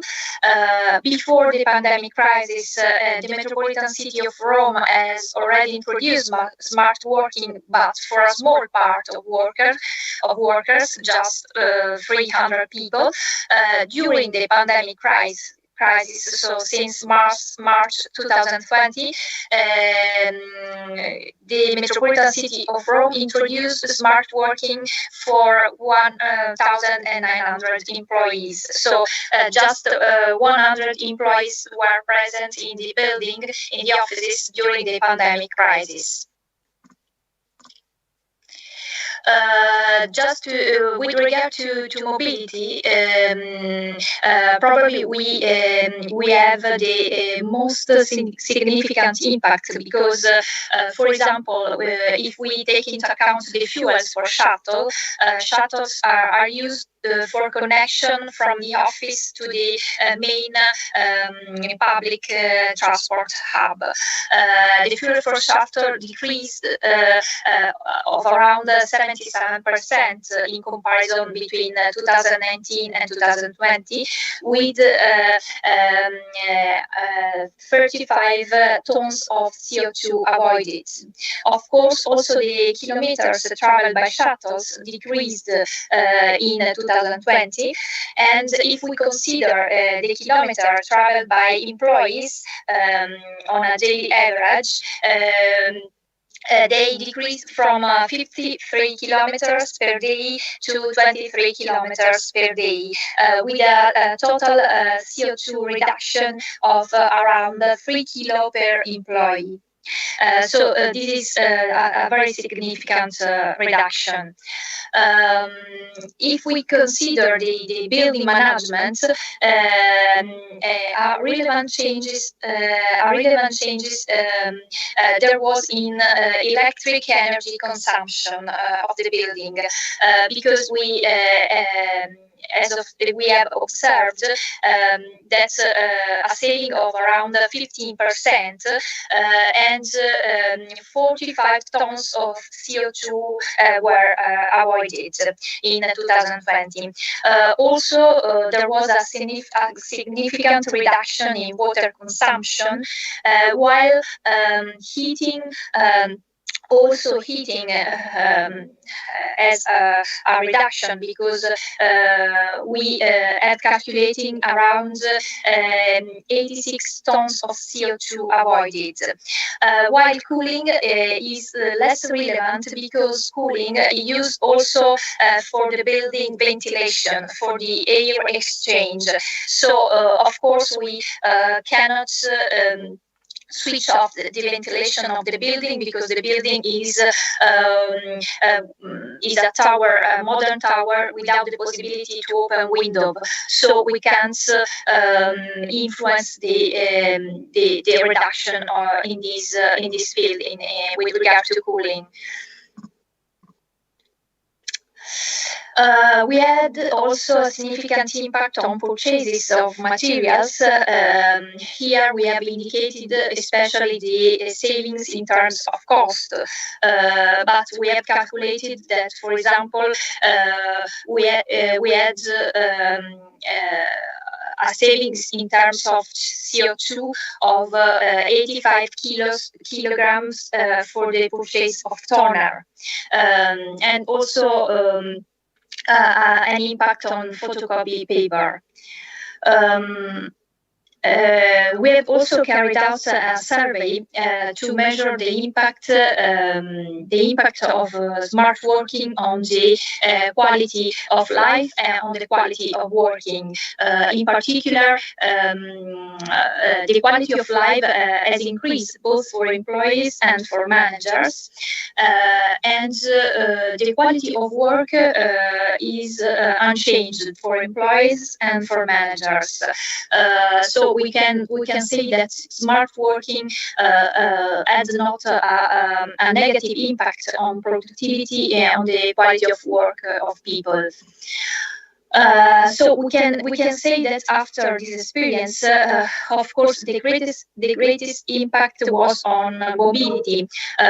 People, of course, traveled less, but it's important to remember that during the pandemic crisis, people, the use of private vehicles for home work trips has increased. So this is important to consider, because of course we have to invest more on alternative ways of transport, and if we want to obtain larger savings on buildings, we have also to think to a different organization of workspaces and work activities. Anyway, the total amount of CO2 avoided during the year is very relevant. Thanks all for the attention. Thank you very much, Raffaella, for this really interesting presentation. It's nice to see that you are doing something like this in a major institution in Italy, sort of a leader in a city of Rome. So now we are nearing the end of this session. We have seen several examples of savings via soft measures, not only by implementation of hard measures in terms of energy efficiency, use of renewable energy sources. We've seen that there's quite a gap between the expected performance of any building and the actual one that is obtained on site, that is mainly occurring due to the use of its employees. This gap is, in accordance to some of the studies that we have done during the support and during some other projects that we are conducting, quite a bit higher in public buildings than in private one and in companies one. It remains to be seen why the things are developing in this way. But in any case, it's very important to introduce these kind of soft measures in order to have the building that is basically functioning in its optimal way, in the way that it was designed. On the other hand, there are buildings, as was shown in the case of a region of Istria, that are simply that cannot be subjected to any kind of physical intervention, such as heritage buildings. So for them, it's even more important than these types of measures are introduced, and we have many buildings like this across Europe. As I can see, there are several questions within the question and answer session, so I think that I can read them from there. So the first one is for region of Istria, for Alexander. It says, did you ever evaluate the benefits of working from home that was enforced in this case? And does any involved municipality see these savings as some kind of sufficient incentive to continue with the model of remote working, at least in some capacity, as was shown, for example, in the case of City of Rome? Alexander? Okay, thank you, Dalibor. First of all, we are still completing the whole cycle of 12 months, so we did not yet talk about these things. There were some talks about the possibility of continuing the work from home, but we have still to we yet have to see how it will pan out until the end of this action.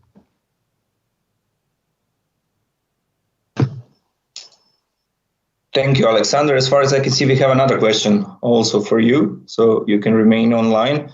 It says, were there any proposals to return the savings? I remember that you were mentioning that there were possibilities of increase in salaries for best performing employees. I don't remember in which city it was mentioned. But were there any proposal to return those savings to community in terms of, for example, some kind of parks or something like this? Or are they always kept as a saving within the institution and benefits basically for the employees? Most of the cities did not yet tell us what they're going to do with the savings. In one city, they said that they might change all the windows they have. So they plan to make an investment also in terms of refurbishment. The municipality of Varsar mentioned while we were in Sweden that they might give incentives, but this is yet to be seen if it will be so.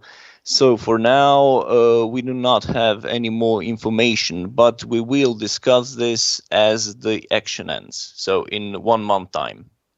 Thank you.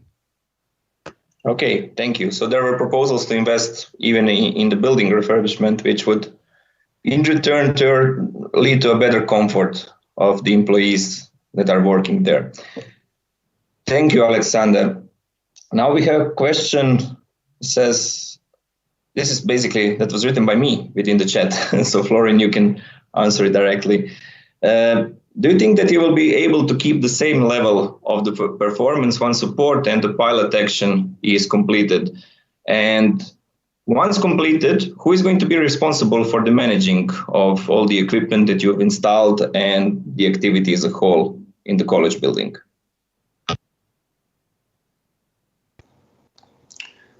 Thank you, Dalibor, for your question. Surely we will remain definitively near our partner from our colleague, because we intend to remain nearly them after the official end of pilot action, and we will try to transfer them the main activities. But surely we will remain as support partners for different gaps could appear in the future. But surely the monitorization of energy consumption data will continue to be performed by Anergo. So we will try to develop with many other local authorities such kind of action. Thank you, Florian. Another question for you. It says, how did the students accept this activity? We've seen that you are doing with these are high school students, as far as I have understood. And do they find it interesting? Do they want to participate? And we've seen in the original case from Sweden that in this type of action, it is very important that we have original ideas that are coming on the site from the employees, from the building users? Were there any interesting developments in that regards? Were there proposals coming also from the students or by you and the staff exclusively? Yes, we start from beginning of our pilot action to involve a group of students in our activities, and we have tried to do this in a fun manner to determine their real involvement.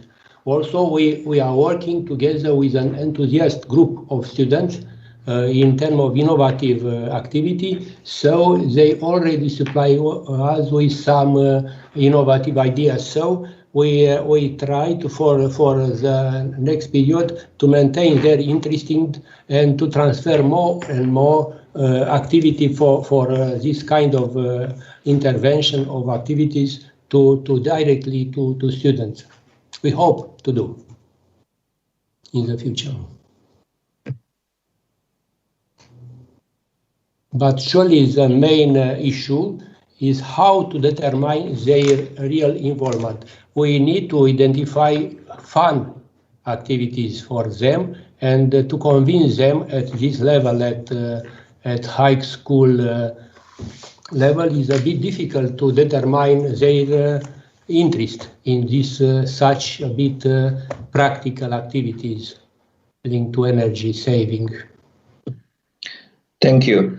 We have another question asking you basically, do you think that there's a gap in your country, I guess in other ones also, in use of energy between the designed one and the actual one in all buildings? And do you think that these activities, these trainings on how to properly use the buildings, could be further on implemented both in private and business sector, not only in a public one? Surely yes, and I'm not only in our region, but also in our country and probably in several European countries. So it's essential that beside energy efficiency investment works, tailored activities to be developed for users. For example, trainings to raise their knowledge and to adopt a correct behavior as energy consumers in buildings is essential for the future, in my opinion, our opinion. Thank you. And the final question. Thank you. And the final question for you is: can behavioral actions be replaced with digital control systems, or do you think that this kind of method would not be cost effective? We will try to adopt such measures to transfer to online, but it's also important to have periodical direct contact with users to identify their main issues. But also after COVID, we need to rethink all our type of action, pilot action, surely for the future. And I'm sure we will identify good kind of activities to maintain user interest. And surely we already identify a reduction of energy consumption only from reducing direct activities, but we try to identify for the rest of activities which already will be developed in the office of this building, of this school. So will be possible, maybe in a continuation of our project or in other project, will be to develop other kind of action linked to online activities, linked to this kind of intervention. Thank you, Florin. It's good to know that you're thinking already about the continuation of the activities. Thank you very much for all the insights and the answers. We do not have any more questions within chat section, so I would like to ask something to Ms. Raffaella Fomini, if she's still here. Yes. Raffaella. Okay, so you're representing the city of Rome as basically a front-runner city in metropolitan city, major city in Italy. So this example of yours is basically a pilot, maybe even in Italy. Do you see that other municipalities also within your region are going to follow the similar example, and do you think that you can influence them in doing that? Of course, during the pandemic crisis, the smart working was compulsory for all public administration. So also in other public administration, smaller than the metropolitan city of Rome, smart working has been introduced. We have a particular dimension, and we have the particularity that employees of our body comes from different parts of the region, of the territory. So the impact on mobility is more significant in our cases, for example, than for other municipalities. But of course, the impact on consumption, electricity, cooling, heating is relevant also for other municipalities of different sizes. And we, as a coordinator for example, of SECAPs and SEAP, can influence the other municipalities of our territory in adopting our model, of course, so we can influence also other municipalities in our territory. Okay, so you basically say that in a way, this is not going to be only an adaptation measure for you, but also in the future, this is going to be a measure that is going to also be implemented in order to save energy. So it's going to be planned in future documents and implemented, for example, in future SECAP documents and things like that. This can be a possibility, and of course, the Metropolitan City of Rome is elaborating an organizational plan for smart working in order to make permanent this organizational model, and also in SECAP we can try to introduce these measures for the municipalities of our territory. Thank you very much, Raffaella, for this really interesting proposal. And as far as I can see, we are well on time, but it's time to conclude this session. And we are going to continue with the final presentation of the day.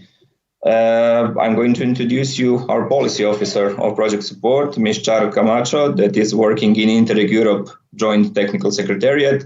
And she's going to say you a couple of things about the state of the play of the program and outlook for the future interregional cooperation. Ms. Camacho, you can take the screen. Hi, hello everyone. I hope that you can hear me and see me properly. Thank you, Dalibor, for this introduction. I have to admit that when you asked me if I was okay closing the conference, and I said yes, I think this was not a very wise decision, because you've had a very, very intense exchange of knowledge this morning. You must be tired, you must be hungry, and now here I come with more information for you. So I'll try to do this as dynamic as possible. And thank you very much for having me here. And congratulations, of course, for these impressive results. Like Dalibor mentioned, I'm here. Well, I've been the policy officer following this project almost from the beginning, and I'm here to give you an overview of the program so far, but also to give you a few hints about the future. So, as I think that you already know, we've launched throughout these 6 years, we've launched 4 calls, and we financed a total of 258 projects. These figures are important to understand what I'm going to present afterwards. We've covered almost 90% of the regions in Europe, and 20% of our partners are managing authorities. So all in all, we're very happy with the results of this program, and of course, looking forward for the next one. In terms of outputs achieved, and as you can see here, these results, these outputs come from information that we've retrieved from the last round of progress reports, is updated as of February 2021. You can see that even though just a little bit of half of these projects that we financed have finished phase 1, we've cover almost 100% of the outputs that we as a program had for this period. And in some cases, we've even exceeded these outputs. So we can say that we are well on track, and this is, of course, thanks to you. In terms of policies that have been improved, which, as you know, is for us, at the end of the day, the most important thing. You can see here that there are 154 projects that have already reported results. Among, of course, these projects, it is support as well. And you've managed to improve almost 500 policy instruments. This translates into, well, a large amount of funds influenced. And we think it's very important to emphasize this now, in a moment where interregional cooperation was, as you may know, at stake. The program, the continuity of the program in the next programming period was also at stake.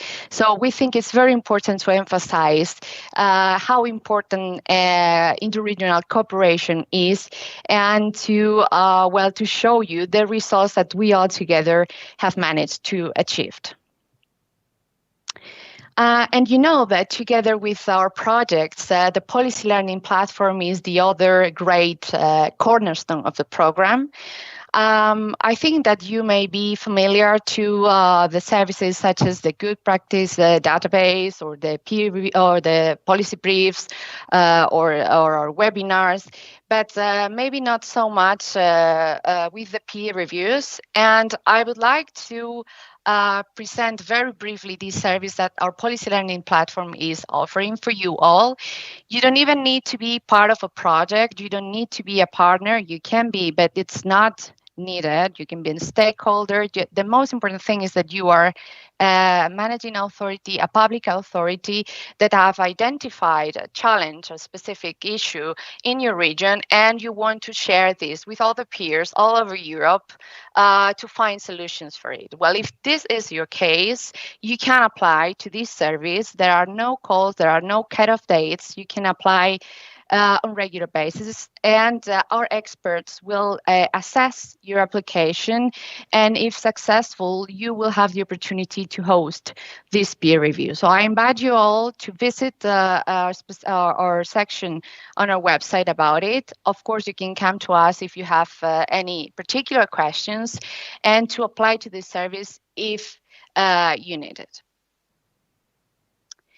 And well, as you know, and like I said before, interregional cooperation is very important. And during this very difficult period, it's become particularly important. And we wanted to accompany you, to support you all during these difficult months. And as you know, we've put in place a number of measures to support you and to help you fight this crisis. In case that you're not aware of these services that I'm presenting now, you can check again our website, because you can find ad hoc good practices. We've organized also specific webinars and online discussions about it, and we've published policy briefs about it. And as I think that you already know, we've launched this call for additional activities in 2021. So I will give you some information about it. I just want you to please keep in mind that this is still under discussion and will be presented and discussed during our next monitoring committee, which will take place by the end of February. So this is the information I can give you now. There might be slight changes to it. We've called this call. We just want you to know that for us it's just like an additional measure for you, in particular, first and second call projects, because third and fourth ones, they had the opportunity to use these measures that I said that we put in place. But we also thought that it could be important for you, first and second call projects that have been hit by this crisis, to exchange a little bit more on these solutions that you've had to put in place in your regions to fight this crisis and the consequences of this crisis. So this would give you the opportunity to exchange for 1 more year. You shouldn't see this as a continuation or a capitalization of the project. It should be understood as something different, in the sense that when you were implementing support, you didn't have this particular context that we have now. So, of course, this opportunity, this call is open to all projects, but is addressing very particular first and second call. And like I said, it will focus on exchange of experience mainly, but you can also apply for pilot actions where they are duly justified. And of course, this information is published on our website, but if you have any additional questions, you can come to us, as I said before. And zoom in a little bit more on support, and just so you can see where your peers are across Europe. Well, in total, under the low carbon economy priority access, we financed throughout this year 60 projects. 11 out of which are projects that share with you this topic of low carbon strategies. However, support is the only one that has this more, let's say, holistic or general approach with a special focus on CEAPs and CCAPs. So in this sense, support is a very special, unique project. And I always try to highlight during the final conference some of the, how to call them, elements or components from your project that are not so tangible, but that have been important for us and for me as a policy officer during this journey that support has been.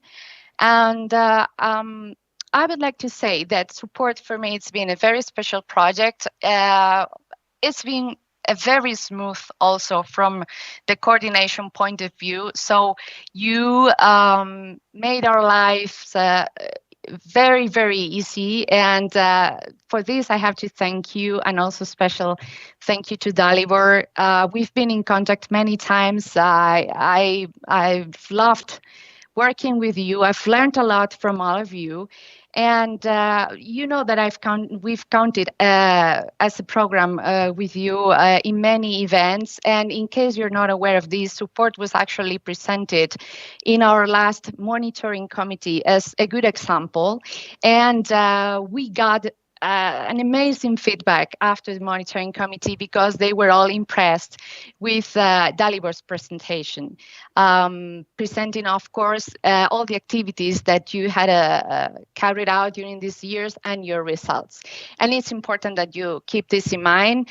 I had the impression that you were a bit down, and I can understand because, of course, this crisis has had an impact on you all. But I think that you must be very proud of all the achievements that you've collected throughout these years.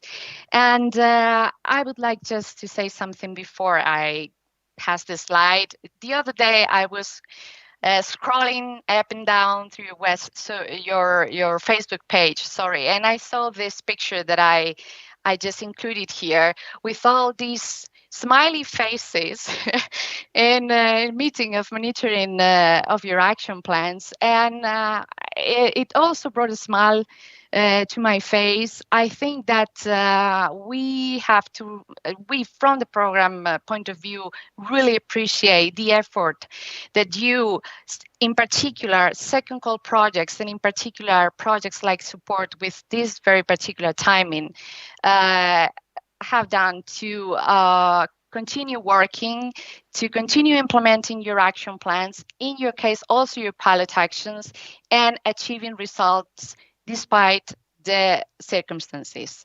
So thank you very much. You must be very proud of this.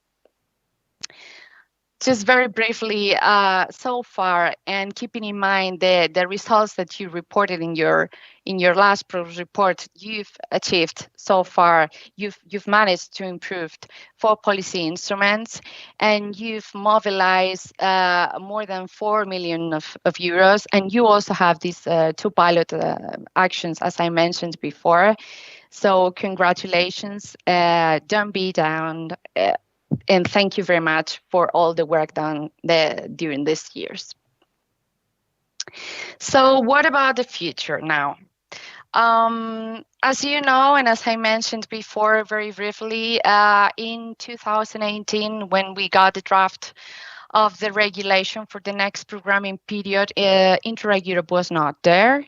But we have to say that, well, thanks to the mobilization of the Council and the member states and you in the end, we managed to be back in the regulation, and now we know that we will be there during the next programming period as well. And I guess that you might be interested in the features of this new program.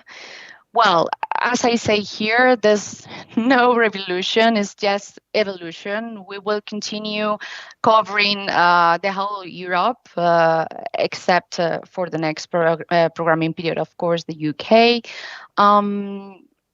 We will have a similar objective. In the end, the Interreg Europe is a capacity building program. So the regional policymakers will be our target group. And well, like I said, capacity building will continue being our main objective. However, for the next programming period, and there's something that I think you're going to like very much, the focus on structural funds will be lightening. As you know, so far, there was this requirement from the program that at least half of the policy instruments that you were addressing in your projects had to be structural funds programs. Well, this will be lightening in the future, and most likely we will require that only one of these policy instruments is a structural fund program. The rest of them can be regional strategies or regional policy instruments, master plans, as some of you are already addressing. We will also have pilot actions, implementation-oriented actions from the beginning. It's still not clear if we will have this first phase, second phase that we have now, but in any case, you won't have to wait until the end of the project or until the end of the exchange of experience to have these pilot actions, because the member states, they've expressed their interest in having these more implementation-oriented actions from the beginning. And I think that it's also good for you, and it brings you added value. And finally, as you know, so far the program has 4 priorities for priority axis. Well, in the future, we will have only one, which actually we think it better reflects the core nature of the program, which is capacity building. It is called better cooperation governance, and it will give you and us much more flexibility, because you will be able, through this priority axis, to address all the topics, all the topics that are reflected in the cohesion policy for the next programming period. However, we have to tell you that also the member states have expressed their particular interest in smarter and greener Europe. So we know that more or less 80% of the budget will be devoted to these 2 axes. So just so you keep in mind for the next programming period. And about the first call, well, since we have to wait until the regulation and the budget linked to the regulation is approved, we don't think we will be able to launch this call during this year, this year. So most likely the first call of the next program will be launched during the first semester of 2022. So you have time to think about your potential applications if you're interested in applying. And that's it from my side. Again, thank you very much for the excellent work that you've done during these years. And well, I hope to see you there in the next programming period, or who knows, in this new call that we will have soon.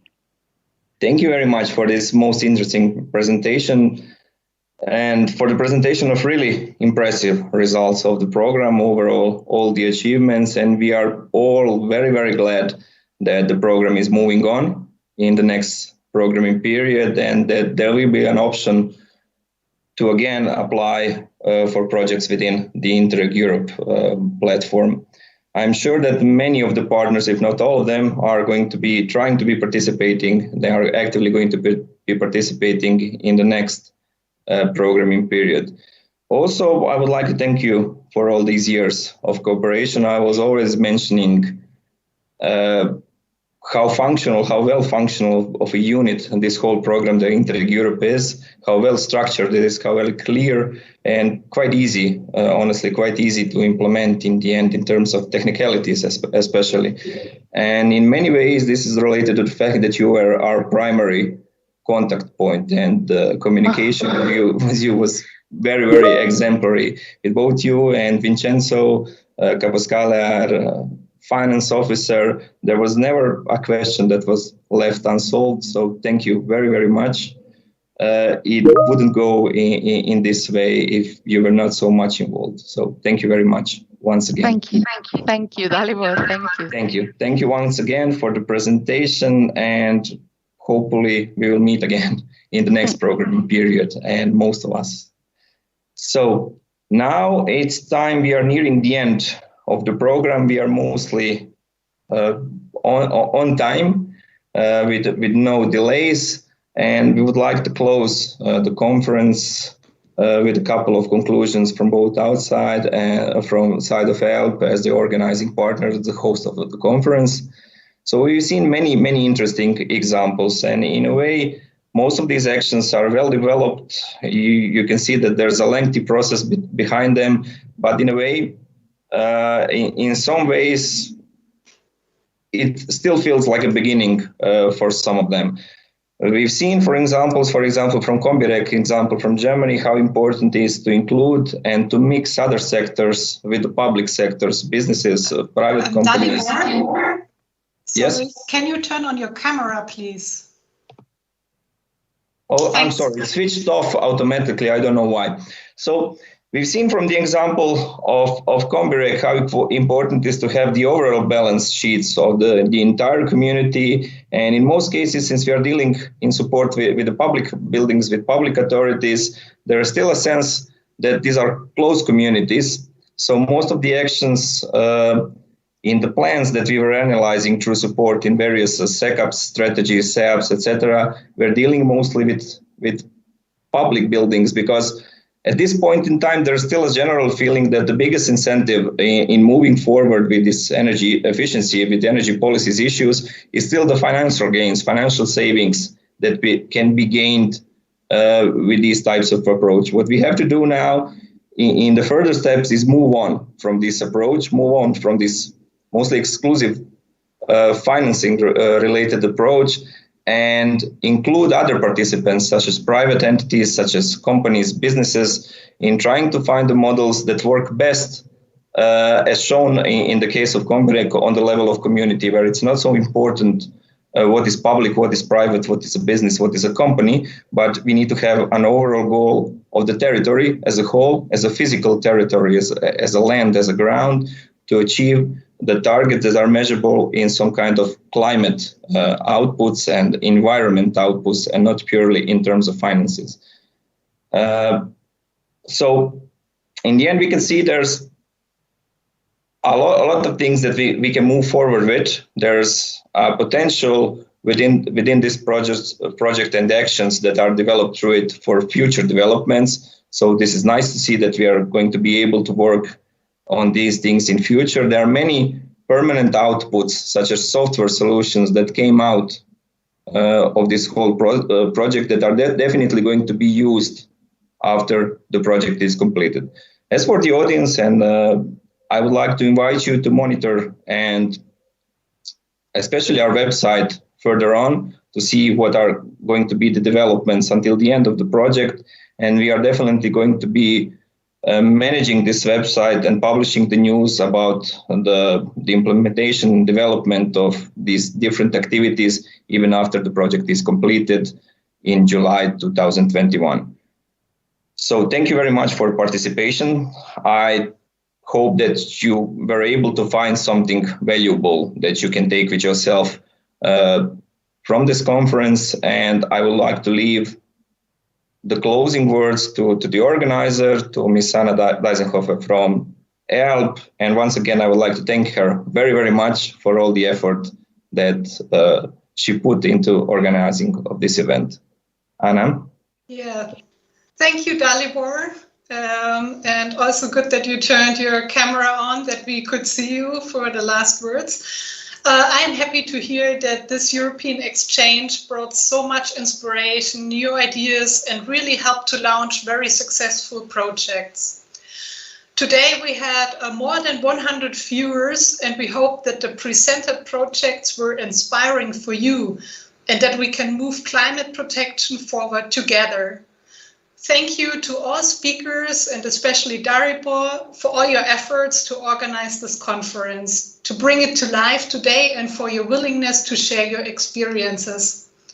And with this, I wish you a wonderful day. Thank you for attendance.